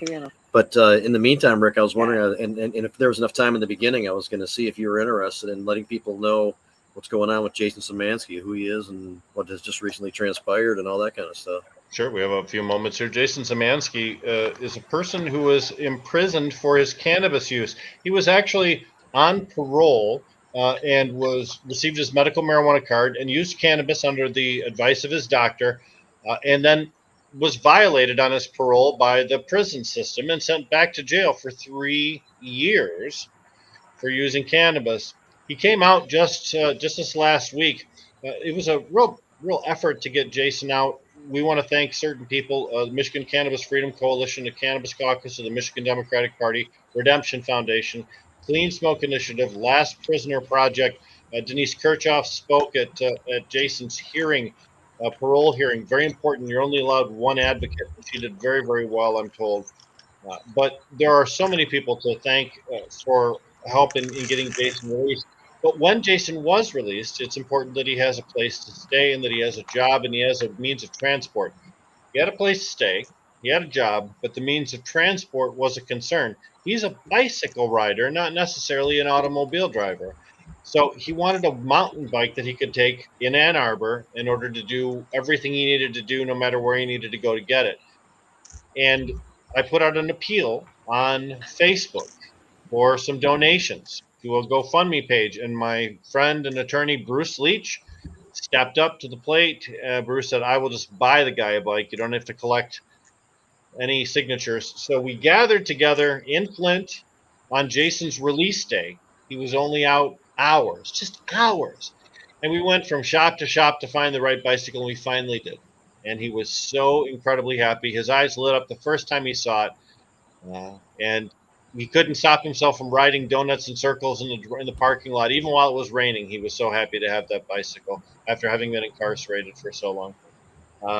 And it's just a beautiful story of success for advocacy, as well as a community coming together to do good works. Many, many people are involved in those organizations I mentioned. And Bruce, of course, just stepped up out of the goodness of his heart. He's a triathlete. He's been a bicycle rider his entire life. So he appreciates the need for a bicycle rider to have a good machine. So our community is pretty damn amazing when we get together and do stuff. We really are. Thank you for letting me speak about Jason Szymanski too. I appreciate it, James. Want to do that and maybe, have him on at some point in a few weeks, let him acclimate for a little while and see if he wants to come on and just see how things are going for him. And there is, I forgot the person's name, but there is somebody kind of on deck, kind of next in line a little bit that was discussed in one of the last meetings. Hopefully more are coming. Yeah, I hope Maurice Shoemate could possibly be the gentleman. Maurice's girlfriend was in our video for Hash Bash. If you recall, the Cannabis Caucus of the Michigan Democratic Party submitted a video for Hash Bash's video production this year. And she was very eloquent in speaking about Maurice and how this gentleman did not deserve to be. So if he's the next one up, I'll be very pleased. But Jason, of course, Jason is interested in talking to the community too. We do just have to give him a little bit of time, as you mentioned. And also in that video is Rudi Gammo's wife and children. And that's been something that's been on hold, like close to coming out, need a decision from the judge. And he has people have just been holding pattern, waiting for the decision from the judge for a while now. So, Jamie, I spoke to Barton Morris because I kind of, I wanted to shake the tree a little bit on it to see if we could get some action. And he said, here's what happened. The person who writes his decisions in his office, their husband died, so she has been on bereavement or is super sick, whatever, something like that. So that particular individual who is entrusted to do that job is not at the office right now. And he's sure that as soon as that's corrected, that they'll get that opinion out. But my thing is, Dan, there's a man in jail waiting for this. Justice is delayed because of another person's tragedy. I feel real sorry for that woman. Is there nobody else capable of doing it in that entire office? Somebody must do it, yeah. Yeah, that makes no sense. That just the task has to be assigned to somebody else. I'm sure somebody else is competent enough to handle it. Come on. It's Well, gonna be- I mean, does it matter that It's ridiculous. somebody's freedom, like the days difference between somebody getting to it or whatever, or like, That more just days of shows you how incarceration? systemic the problem is. It is. I will The say first this. thing though. I think about Yeah. is the guy that's going to smack Rudi tonight Yeah. because somebody didn't make a decision that could have let him out this morning. So here's the thing. When you talk about the Rudi Gammo case, and I know Bobby West is here, so I'll be brief. When you talk about Gammo, we're looking to get him out and make durable precedent law with the Gammo case. We're hoping that this sets a standard that all other cases are judged by, and people get released more easily because of it. And due to the nature of that, they may want the very best person possible to be authoring this opinion so that it cannot be attacked or assailed by communities that don't want to follow this rule. So it's possible they're just preparing for the very best way to write it. I still feel like there's a better way, and you can't leave the guy in jail. But Jamie, back to you. Yeah, so catch up with him later and see how things are working out. And hopefully, have more names to add to the list. And there's a whole other clemency project that's in place. Could tap into some help from some national defense lawyer organizations, stuff, offering up some legal help like that. So that's still being worked on too. So hopefully, we can report positively on that too in the next couple of months or whatever. The governor has to play a little bit of a role in that. But while we're waiting for John, and we're gonna pay some tribute to Eddy Lepp, and it's unfortunate that we've had to do this a lot this year. We got Bobby here, Bobby West, Uncle Stoner. Really wanted to, as I said, we talked about this a little bit on Medical Mondays last night, but he really wanted to have a forum to go over this. And, obviously we've been accommodating that type of a thing. And there's a historical perspective here that's included in this conversation. I think a lot of people should know more about Eddy Lepp, and here's an opportunity for that. And Adam chimed in last night as somebody who has a connection to him. And as I said, when I spoke to John earlier, he was that was when he was informed, that he passed away. And when he comes on, I'm sure he'll have some stuff to say. But anyway, Bobby, please let us know how things are going, how you're hanging in there. What is Eddy Lepp? Eddie, let us know about the man. I learned a long time ago. First, I'll tell you what he said to me a long time ago. Then I'll tell you where we were at and what happened, why I said that. But Eddie told me a long time ago, love is love. And he goes, I don't care if it's man or woman. Love is love. And so this, he told me, I saw him around the Cup, maybe 2001 or 2002, probably 2002. I said hi to him briefly, but, everybody wanted to talk to him. He had all these gold on, really nice old school guy, ex-military. Well, come that spring, Brett Bogue and this other guy, Gypsy, so-and-so, they did the 420 Cup there. So I decided, well, hell, I'm coming there because, also, I heard Eddie's going to be there and a few other people. So I booked the same hotel they stayed in. But somehow they got mixed up, and I wind up having to share a room with him with one bed. Are you guys there? All of a sudden, I'm only seeing myself. No, here, man. Keep going. Okay. So I had to share a bed with him. But so we started talking. It's about 9:30, maybe actually 10 o'clock at night. And I don't know how we got on the subject. And he goes, well, love is love. I don't care if you're man or woman. I love you. And I brought it back, of course, this is back in 20. I'm like, well, I'm straight. But for some reason, I don't know if it was me or subconsciously, I wind up talking to him about 4 or 5 o'clock in the morning. So he's like, almost dozing off. And I'm like, okay, I'll go to bed now. So that was the kind of a funny story. But a lot of people don't realize his farm brought a lot of people there. And a lot of people became big-time growers from the genetics he created on his farm and the lessons and everything that he taught a lot. Brandon from Third Coast, Dying Breed, Shiloh, all these people. I mean, there's so many strains out there. You'd be surprised that actually were created on his property, and they took them when he went to prison and, crossbred them and created different things from his property. And, back in the day, he had 32,000 plants on his property going. 32,000 plants. But he had scripts covering it all.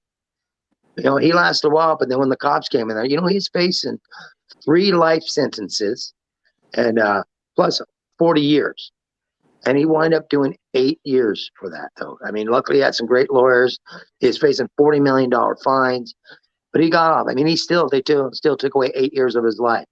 But even with him doing that, he still came out talking about how wrong it is for other people to still be in prison for cannabis. He's been a true fighter, and he's been truly passionate about this plant since the day one I've met him. And as I said, there's a lot of genetics that people wouldn't have today that are high end, making millions and millions of dollars if it wasn't for Eddie and his farm and the genetics that were developed right there. Brett Bogue was on that farm, Shiloh, Brandon, a lot of them people. Ponyboy used to kick it there. Chris Phillips from Davenport Extracts. He worked on that farm back in the day. There's so many people that were shaped from him. And when I spent that time with him there in Amsterdam in April, he invited me up to his farm. I got to go up there and meet Jack. I seen Jack around a few times, but never got to actually sit down and smoke with the man one-on-one and learn about his life. And Eddie gave me that gift.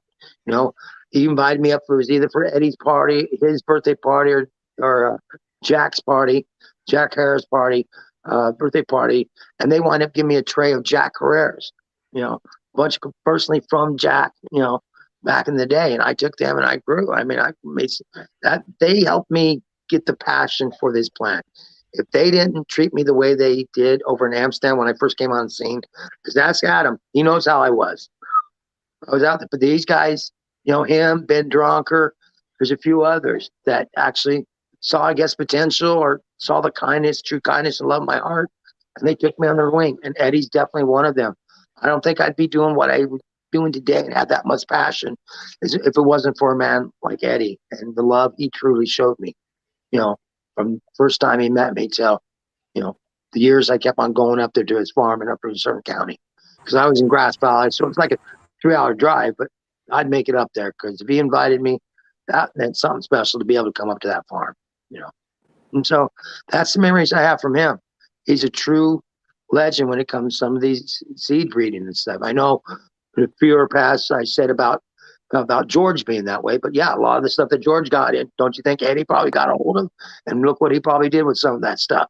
So there's all that lineage there. And Eddie's one of them definitely old school guys that cared about this plant and pushed the plant to its fullest potential. He knew how to get the fullest potential from that plant, bring out that natural DNA and its natural heritage.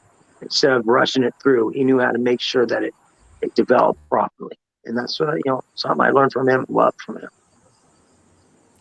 And the Pony Boy last night was really passionate about his connection with him and a lot of the stuff, and it just seems like he made a solid connection with a lot of people, and it was just really substantial. And I'm glad that we're learning more about him here. I know that Adam had a connection to him. He was discussing last night too. Eddie connected with a lot of people, but it was different when you were part of the family. He welcomed everybody, but when he took you under his wing, or he decided that he was going to let you in on a little secret or teach you something that you needed to know, then you knew you'd made it. Anybody that knew him like we knew him, you knew you were always welcome to show up wherever he was, or on the farm or anything. And if Eddie knew you, he made sure you got in. He made sure you were taken care of. And people followed him around too. You'd hear Eddy Lepp was going to be somewhere, and you knew that you were going to see a bunch of your buddies because Eddie's going to be there. All right, well, it's worth going out to that. I remember the one time, actually, I brought him backstage because after Billy Idol and guys, I met him over in Amsterdam. Found out Billy loved Billy, Eddie loved Billy Idol and all that. And so luckily I met Steve Stevenson, Billy. So I got to bring Eddie and Linda, God rest her soul, at that time backstage, I think in Oakland when they filmed Born in Oakland. So that was something I was able to give back to him, is meet somebody that I really enjoyed, music and all that. And it was just a great time. And even Billy fucking just took to fucking Eddie, like fucking boom, back, real quick. I mean, him and all, they were just getting along like good old boys. It's kind of great to see him in various environments and still be able to bring that love and that energy and that respect. doing. Definitely. So I came outside. I don't have the second screen here, which I normally need to share. You sent me some really good, cool pics of them. I'll have to post those and stuff later along with the show later on, because I can't, without adding on that other screen, I can't really put those up here right now. No worries. I think one of the photos with me with the dreadlocks, which for some reason I honestly think I look older back then than now, but that was like in 2003 at his house with another guy named Chris Thompson that used to write for a lot of big magazines and advertisement. But that, yeah. You've taken a bath since that picture. Yeah, taking a bath since, you know, I joke with people. In the look. People that know me from back then and see me now, I tell them, well, look what legalization does to you, you know? No, that's what a bar of soap does to you. Yeah, and I took baths. I was a clean-ass hippie. I had women telling me, man, you smell good for a hippie. Yeah, but no, I looked at though. I was pretty grungy looking, but hey, you know, after having my clean cut hair for all the years in the military, it was time to get wild and let it hang out. No, Eddie, you look good for the part. You did well. Yeah. So when you talk about Eddie and you talk about the cannabis strains that may have been created from some of his stock, what were some of the strains that Eddie specialized in that we would maybe see as precursors or as hybrid mixes nowadays? Well, definitely the Jack. And, you know, the Jack is one of them he did a lot with. There was another one, he called it P2 or K2, but this thing was just so fruity and it had a plethora of fruit in it. And I think, I can't say, I'll be honest, Brett Bogue, we should have invited on this show. This man is an idiot savant when it comes to scene genealogy and strains and who created what. And he can name off a lot of the stuff that I don't want to misquote and say something that's incorrect and get one of these big breeders that making a lot of money right now off the strain they created, get mad at me. So, but unfortunately, there's a lot of people out there that, you know, because Eddie, remember, everybody loved him. Everybody gave him genetics. You know, he knew Sam the Skunk Man. He knew, you know, Ed. He knew Hank. I mean, there's so many people that he knew there and all over the U.S. now because of him that he can get all the genetics that he got and that he created himself. I mean, there's a lot of different strains that he did there. I know one thing he did to his plants. So he'd get them so tall, and right at the V, didn't matter if they had all these branches, boom, he'd cut it off. And it'd be just a little V there like this. He'd cut all that off. And it'd stay like that for 2 to 3 weeks, and you're freaking out. All of a sudden, it's like that second or maybe that third week, all of a sudden, it's like, boom, fucking plant would explode. That's something that a lot of people didn't know about and do. And that's something that he did with his plants. And people, they thought he was crazy. But then once they saw what the results and what it would do, you know, a lot of old school people were doing that then. But yeah, as far as the genetics go, I mean, there's so many that he did. The Granddaddy Purple, I think Mike got some of that stuff, and the Granddaddy Purple came from there. I believe, I think the Kaya Kush held with Brett. Brett probably developed that there at Eddie's farm. The Kaya Kush won some awards there. The Grape 8, I think the Grape 8 was attributed to Eddie's farm, you know. And then a lot of that, and a lot of stuff nowadays has the Grape 8 blenders in it too. So, well, how about you, Adam? You have Eddy Lepp stories to share? Well, I mean, we used to hang out in Amsterdam, so that was where I hung out with Eddy Lepp. I never went out to the farm. You know, for me, that whole outdoor California farming thing was kind of lost on me because I was from Michigan, where it was all about how do we perfect the indoor, how do we take this stuff to the next level. But I knew who he was. And so Eddie started coming to Amsterdam in the early 90s. And that's when Ponyboy met him and when I met him, and I met him in Amsterdam. So we'd return for Cannabis Cup and you'd catch up on some of the things you heard about over the years or the drama. I actually haven't done it yet, but I normally when someone passes away, I go through all the text messages we had and you know, different conversations we had back and forth over the years, kind of to remind me. But we used to meet up in Amsterdam where it was really about him being Eddy Lepp. And it was awesome because he was a humble guy. I mean, he wasn't this egomaniac. Instead, he welcomed, like I said earlier, he welcomed everybody in.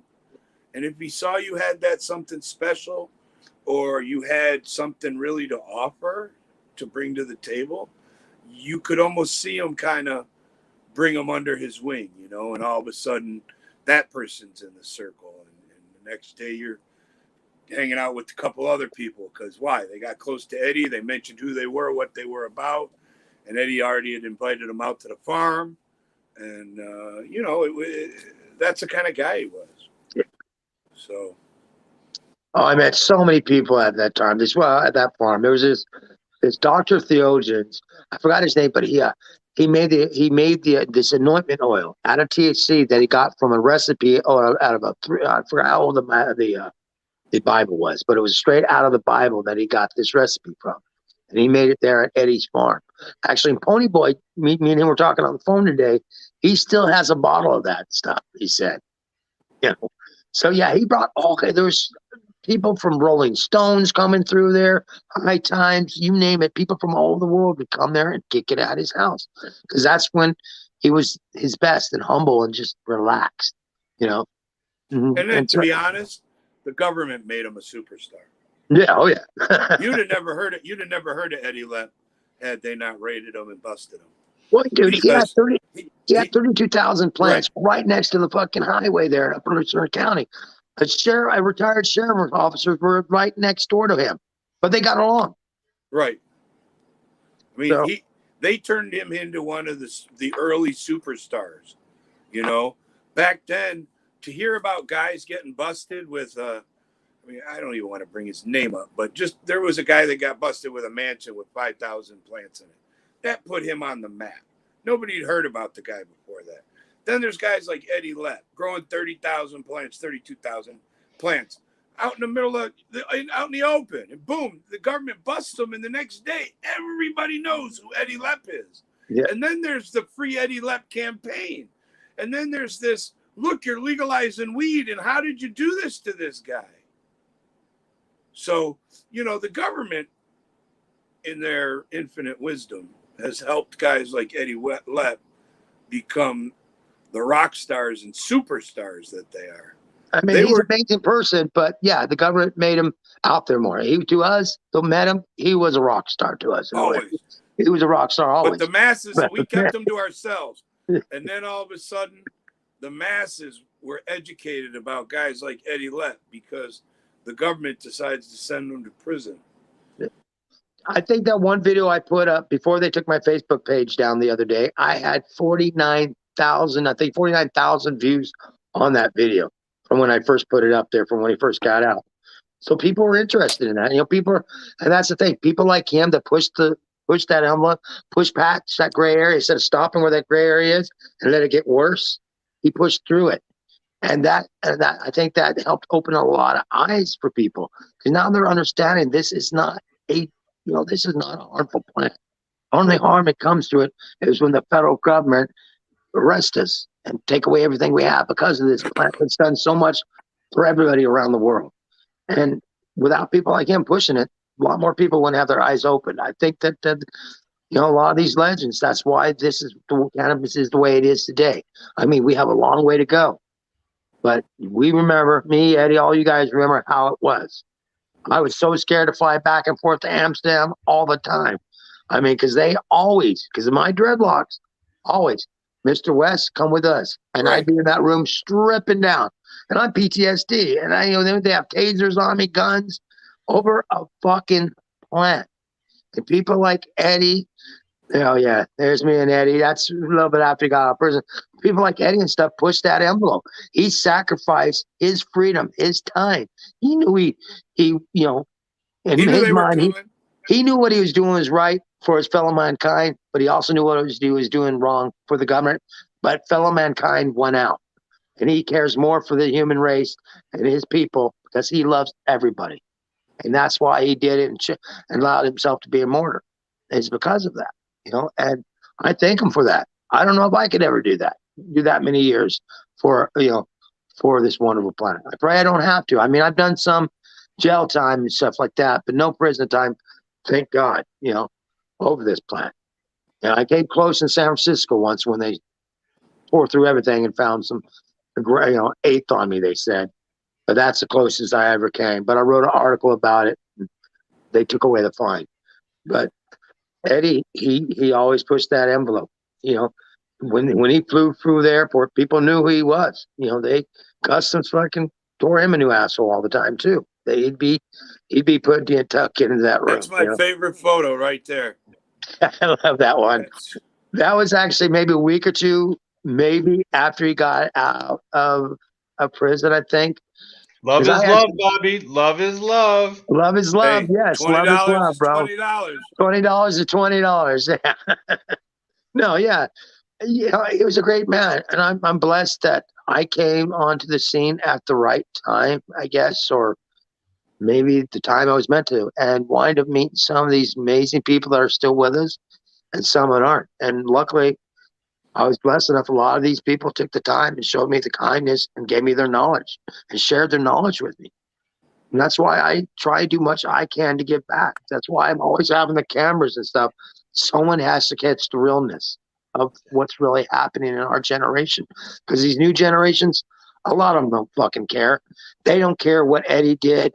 And a lot of the other people, Eagle Bill, fucking Wayward Bill, Dennis Brown, none of them. They don't care what they had to go through and all the heartache they did to be able to get where they're at today and what they're doing. They don't care about this. They just, and it's sad. And I thank God for Jair and his museum that he has. You know, he's helping keep that heritage alive, because a lot of these kids nowadays, it's instant gratification, and they don't care how they got it or who helped them get it. They just want it. You know. Well, Bobby, you know, that's part of the value of eulogizing people in the way that we're doing right now, is that we're capturing on video some of the memories that will fade. And you know, when Bobby West isn't around anymore, all the Bobby West stories are gone if we don't get them on video. And same thing with Adam Brook. Yeah. You know, maybe I'm not never missed leaving as much as yours will be, but you know, Adam still will be going when Adam's gone too. So I'm never leaving. I'm gonna outlive all you motherfuckers.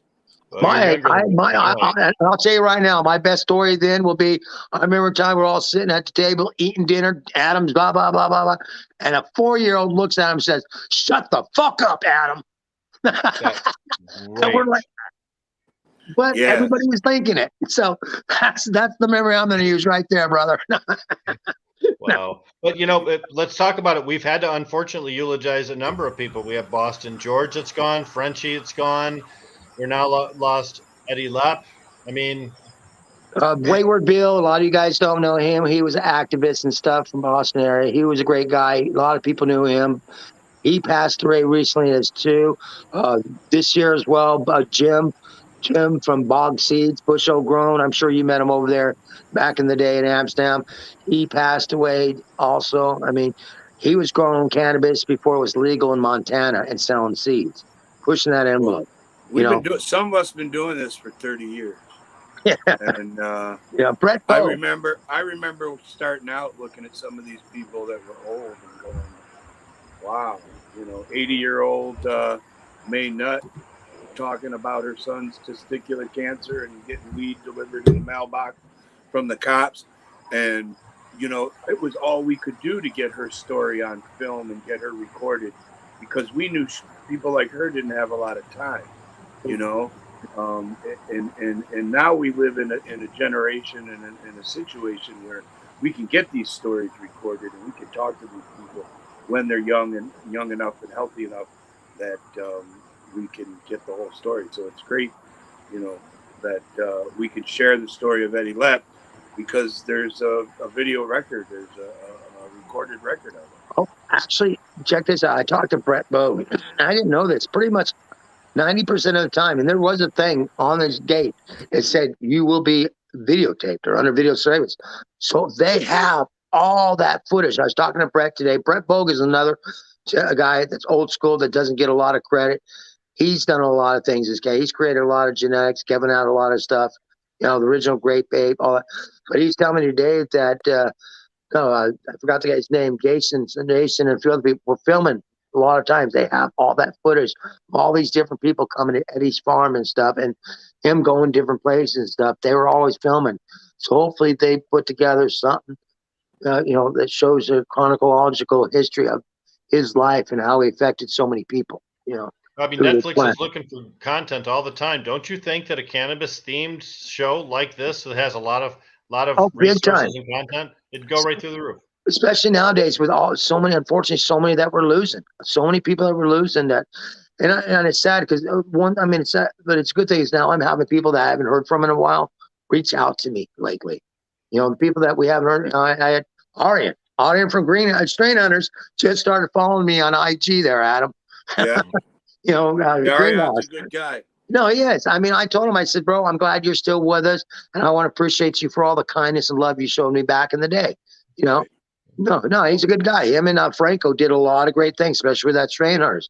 But that's also another one thing. Back in the day, a lot of us U.S. people, we only had nicknames, and that's all we went by because there was a lot of undercover fucking people there coming there. You didn't want people. Eddie, hell no. Eddie Lepp. He didn't give a fuck. He told he didn't have, he was OG Eddy Lepp. Yep. No, not too many people knew my real name back there.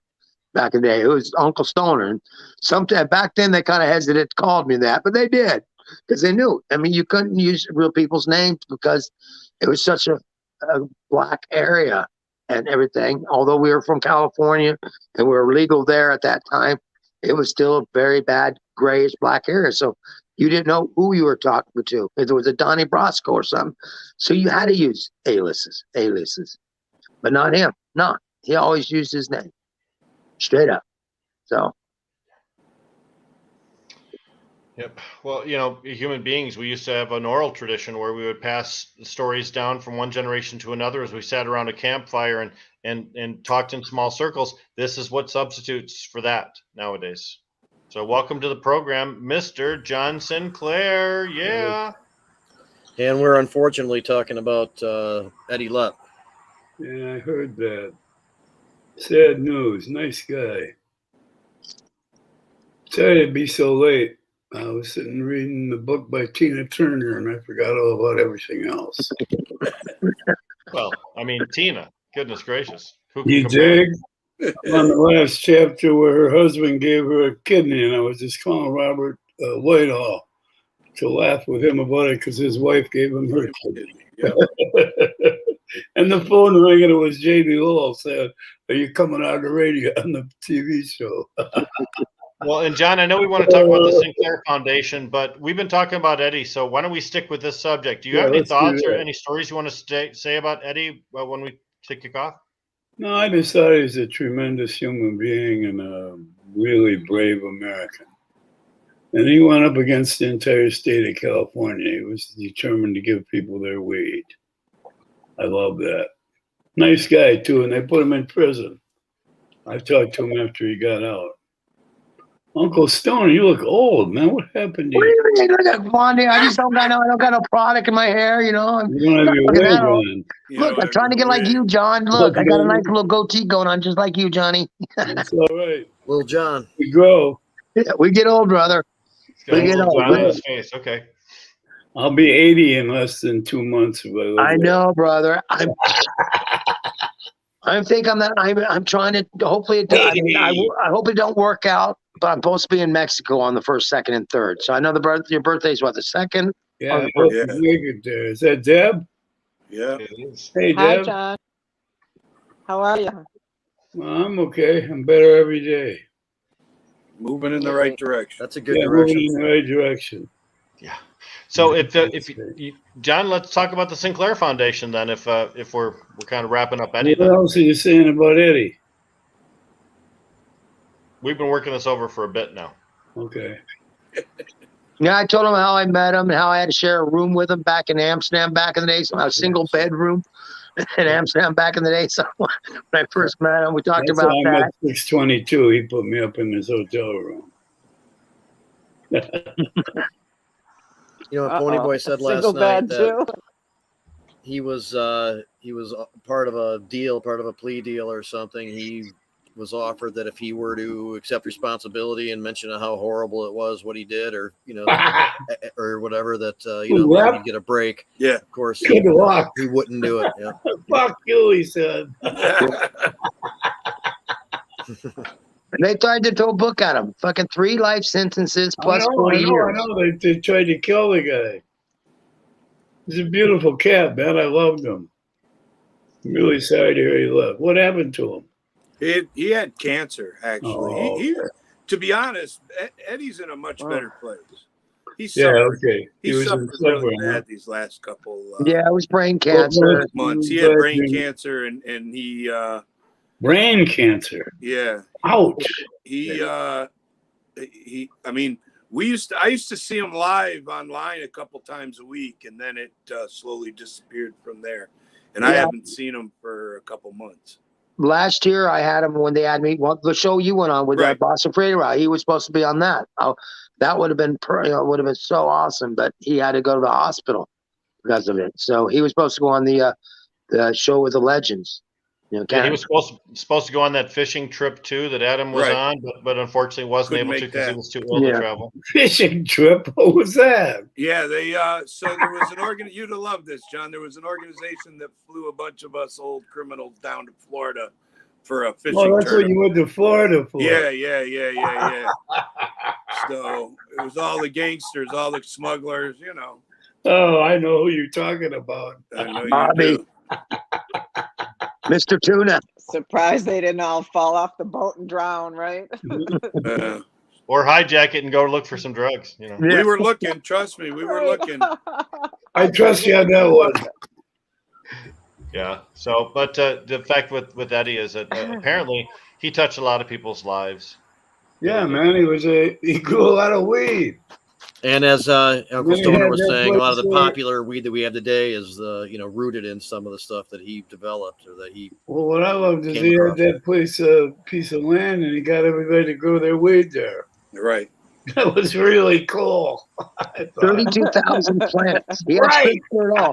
He had scripts for it all. 32,000 you grow plants. a lot of plants, but Jesus Christ, 32,000. Not that many. Come on. No, I swear to God, look it up. Get me arrested, John. Come on. Dude, it was like I don't know how many acres, and it was right by the highway. When you go up to Upper Missouri County, you had a big old strawberry plantation field right here on this side, all big old field. On this side, you had all this fucking cannabis, all this cannabis. And Adam, didn't you say you could see that on Google Earth or something like that? Yeah. Google Earth. See it forever. 32,000 plants. Yeah. That's a big grow. It was. I remember someone tried to doubt me, and I'm like, he said, no, it's 3,200. I'm like, trust me. I've asked Eddie several times. You look at the pictures. No, it was 32,000 plants. Right. No, he had big ideas. Apparently. Yeah. That's what I loved about him. He had big ideas, and he was fearless. Yeah. I love the photos he put up with the naked women in the gardens. Remember them? All the photos with the naked girls in his garden. That was a really nice photos he put out there. You don't want to encourage male plants, though. I know you like that. I said you don't want to encourage male plants to grow, though. Yeah. Love is love, man. Yeah, love is love.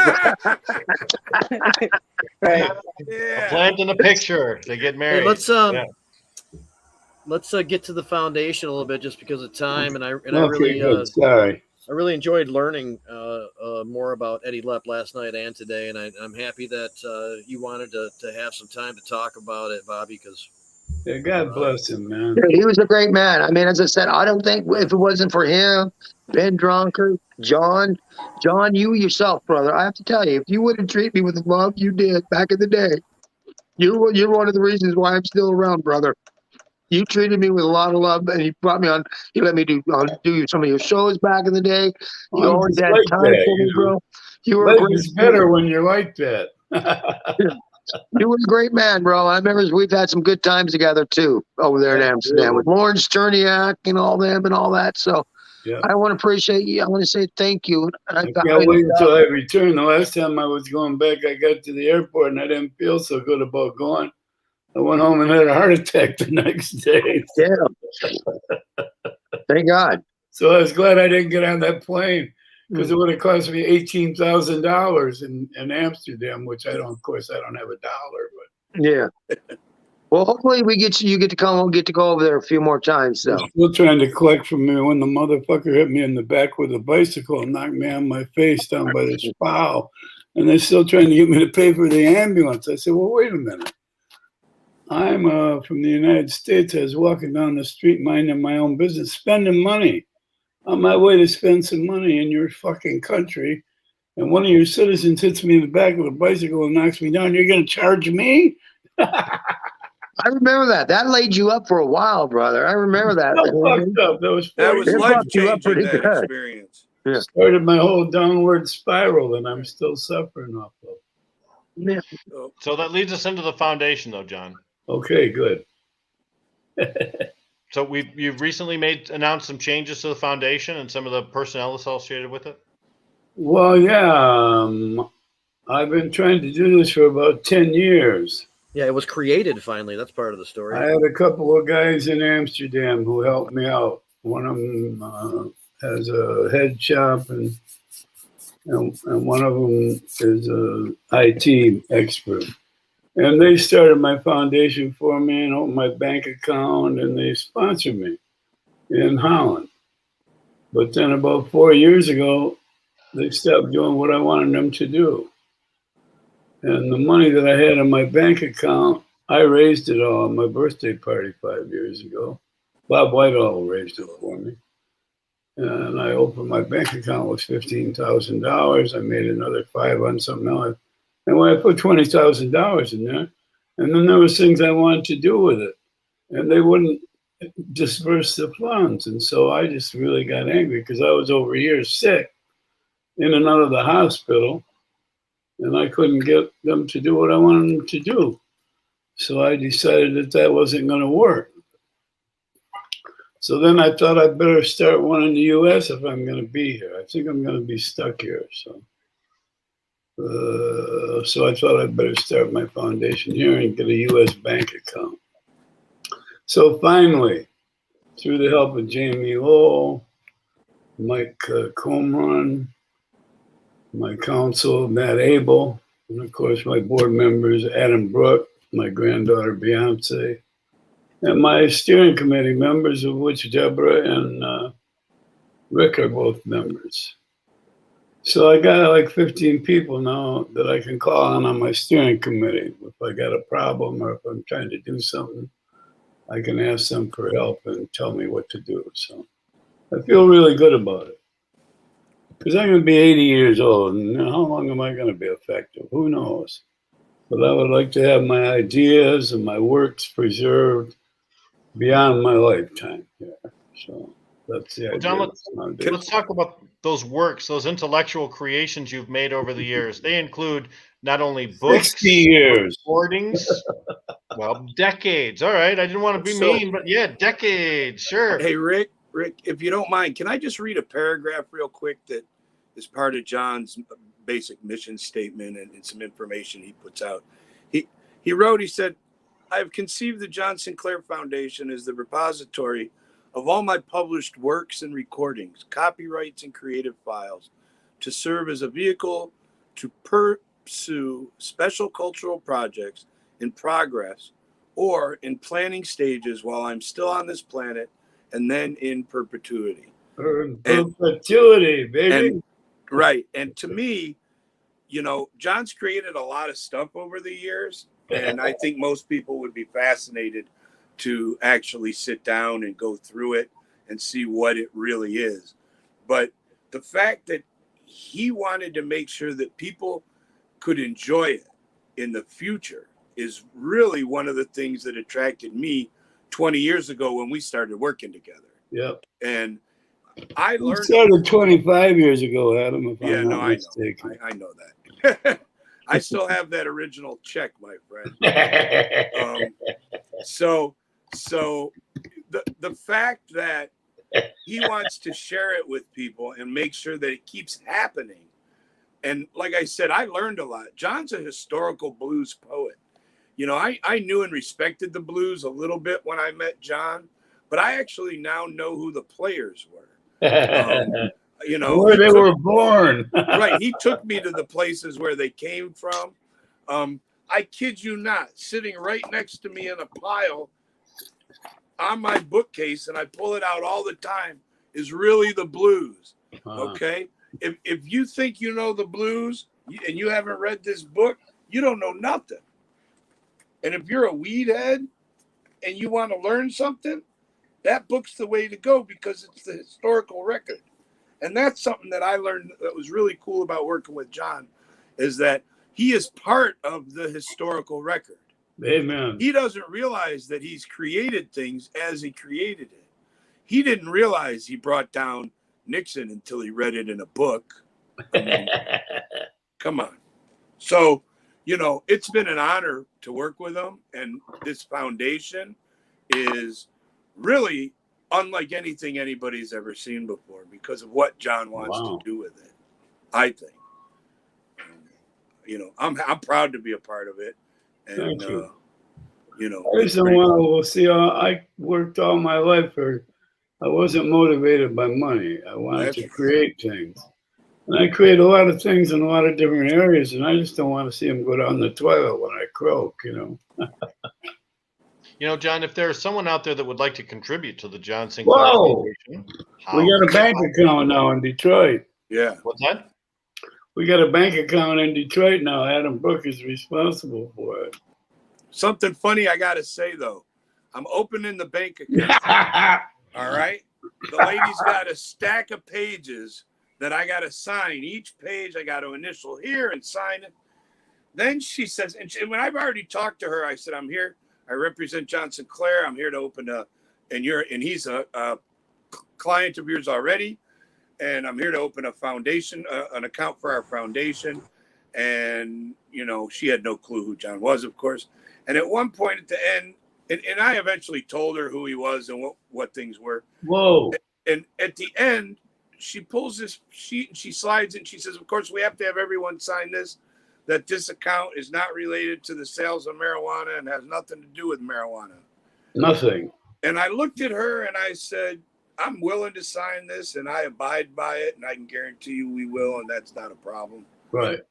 But the irony of this is just why I love working for John. And I proudly signed that. But, you know, without marijuana, we would have never heard of John Sinclair. I'm fascinated. The really sick part is that it's a black bank. Yes, it was a black bank. I believe they now have white owners. Oh, no, they didn't. I believe the corporate world has sucked that bank up. No wonder. But well, it was founded by a guitar player named Don Davis, who was a friend of mine. My best friend, Lyman Woodard, played organ in his guitar trio. And one day Don Davis said to me, he said, you know, I'm going to quit playing guitar and start producing records because I'm a good guitar player, but there's only one Wes Montgomery and I'm not him. And so he started producing records for Stax Volt. He produced all the Dramatics records. He produced the first platinum single, Disco Lady by Johnny Taylor, the first million-selling single. And he took the money and started a bank. Only bank ever started by a guitar player. Right. So I joined as soon as he opened. I joined. That bank was originally kitty corner to my store downtown. Right, right. And John, I helped John open his account there when they first opened up, and he was so proud that this was a black-owned bank that he was putting his money. I told Angela, the bank manager, I said, that's why we're here. I said, that's very specific that this man wants to be here because of it. And she was. Well, I always go with the black. I was at the Black Bank in New Orleans, which now has a branch in Detroit called Liberty. But, you know, for a white person to support the black struggle, the first thing you could do is support their efforts to raise some money. Because their biggest problem is they don't have no fucking money and they don't own nothing. I remember when Motown Records was the hugest black-owned corporation in America, and it was about as big as it was worth $150 million. I said, well, General Motors wouldn't piss on that. So anyway, that's why I go with them, because that's the only thing to do, really. And I get perfect service, and being one of maybe 5 white people on their roster, I get exceptional service whenever I go in the bank. And I'm a pauper. I don't have shit. I deposit my SSI check every month. Well, if you remember, we did the online hash bash presentation. Yep. earlier this year and had sponsors, and there are proceeds still waiting to go into that account. About $3 What's grand. available now? Yep, that'll happen. There are people that'll utilize your name and under certain circumstances and raise funds on behalf of the foundation. There'll be ways for this to kind of go on for a long time, to a combination of people to learn about you, plus to raise funds so the foundation can continue to do its thing. And that'll be good. We'll also get a donation button on the John Sinclair good idea. Amsterdam website pretty soon, so you can click on that and donate right to the foundation. Plus, we're going to start a membership program where you can become a member of our foundation. So, and John, can you explain to people? I want them to hear it from you. The purpose, as I read, for the foundation was to make sure that all this stuff got saved and utilized properly. What are the funds that what would money be spent for? I mean, it takes money to make things happen, but I want people to hear from you what type of things money would be used for. Well, my main project is the radiofreeamsterdam.org. I started this 16 years ago. I put up 2 hours of fresh music every day for 16 years. And I've got kind of a primitive website, and kind of a primitive approach. I want to upgrade this, and I want to promote it so people can know it exists and listen to the music. I listen to it 24 hours a day, like a real radio station. So I got 12 disc jockeys plus myself. Nobody gets paid. We do all this for nothing because we want people to hear good music.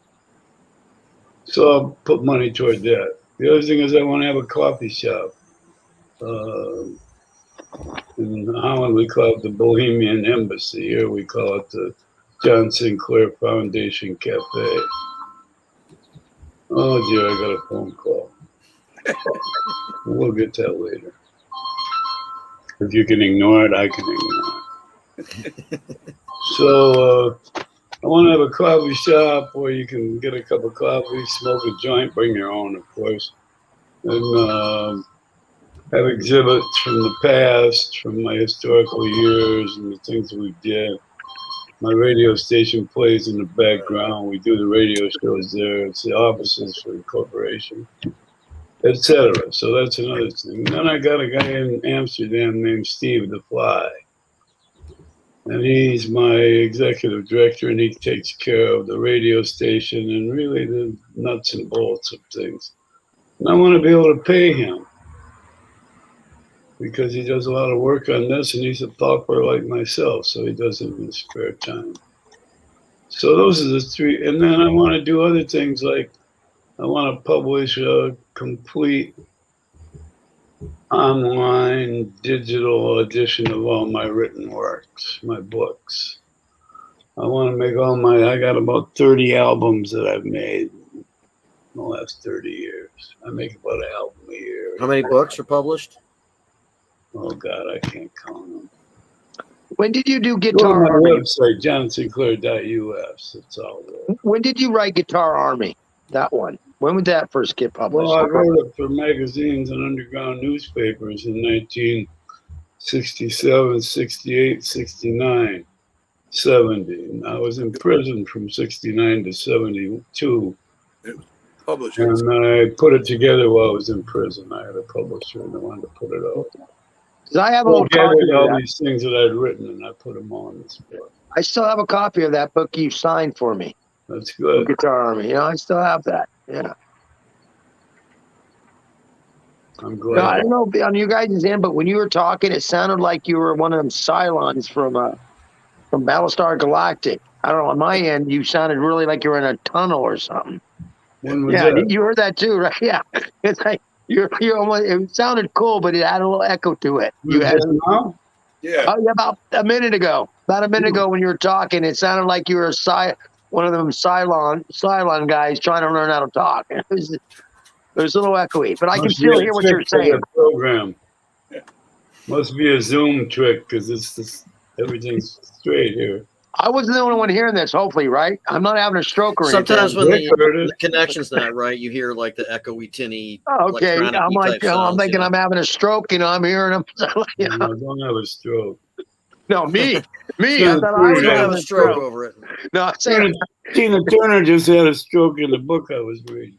oh no. Yeah, we don't need another show here. That's Broke my heart. let's Yeah, wait no. until at least into next year or later before we. Well, hey, I gotta go, guys. I gotta go out in the greenhouse. The ladies are calling me. It's time to check and see if they're watering. John, I love you, brother. And seriously, I'm glad that I met you way back in the day because you're one of the people that made a big influence on me. And showed me what it meant to really, truly love another man and respect someone, Thank you. And I appreciate that, brother. You've come a long way. Much love. Peace. Hey, I'll see you Wednesday, Bobby. See you Wednesday. Peace. Well, that does bring us around to the end of the program here. We're a little over time, but it's been totally worth it. This won't be the only time we talk about the foundation and what's going on with it, and that. Always available to talk about the foundation. We'll definitely do that, and we get some little bit more history every time. Now that we're going to have the actual thing, then I quit doing anything under it for about 3 or 4 years because I wasn't happy with what was happening, and I didn't want to build it up anymore to have these. It was like fattening frogs for snakes, Yeah. John, you mentioned it before, but I just do also want to thank Camorran Law again because there were a few different avenues that it went down, and finally, his law firm did complete the task. So they did the whole thing, man. Yeah. Beautiful. If we get any paying work, I'm going to make sure they get some of it. That's what lawyers like. They've taken on a few things recently, pro bono, that have been pretty cool. So, including this, and we made a lot of money off of marijuana people. All lawyers have. Ever since Normal adopted its position 40 years ago, that the thing to do is plead people guilty and get them probation instead of going ahead and overturning the laws like we did, the citizens. They've made a lot of money, the lawyers. True enough. Well, I'll tell you what. I'll be featured on on Smoke and Rope podcast this week. You can catch that on Friday. We record tomorrow, and I'll also be at 4:20 p.m. tomorrow afternoon. I'll be live streaming on LinkedIn with Pro Cannabis Media's Jimmy Young. You guys know this is a TV show, right? That we're doing right here. It's broadcast every week on cable television through the Roku network. And Jimmy Young from Pro Cannabis Media, he's the one that does that for us. And he and I are going to have a special live broadcast tomorrow. So, great. And of course, I've got 420 Post, which starts at 1 o'clock tomorrow. You can catch that on Facebook or on YouTube. 4 and then number 20 and then Post. All right. Judith Pontius, as Jen reminds us, does have another hearing coming up on August 20th. So good luck. Next week we'll have to talk about what happened with that. And thank you, Astro Charlie. I know listens to a lot of the shows and is involved in this world a little bit, so that's pretty cool. Hey, another great show. We went over a little bit, but we packed a lot of stuff in here, and I just really appreciate everybody's participation. John, thanks for coming on. You came out with enough time to really go over this stuff. So my pleasure. Glad to be here. Adam, as usual. Me. Yeah, no problem. Hey, sometimes that's what it takes. I get it. Thanks a lot. Anything else you want to add, Adam? No, I'm pretty good. We're still doing our dab and stab every morning. Just recuperated from some neck surgery, so I'm not doing much more than that. I appreciate the invite to do Jazz Cabbage and see the people. Right on. Cannapalooza Worldwide coming up this weekend. Rick, if you don't mind, wrap us up. It's the importance of carrying forward our traditions and the stories of our culture. Yes, our culture. Culture doesn't have to be tied to a geographic location or to a skin tone. Culture can be that you associate with and you align with.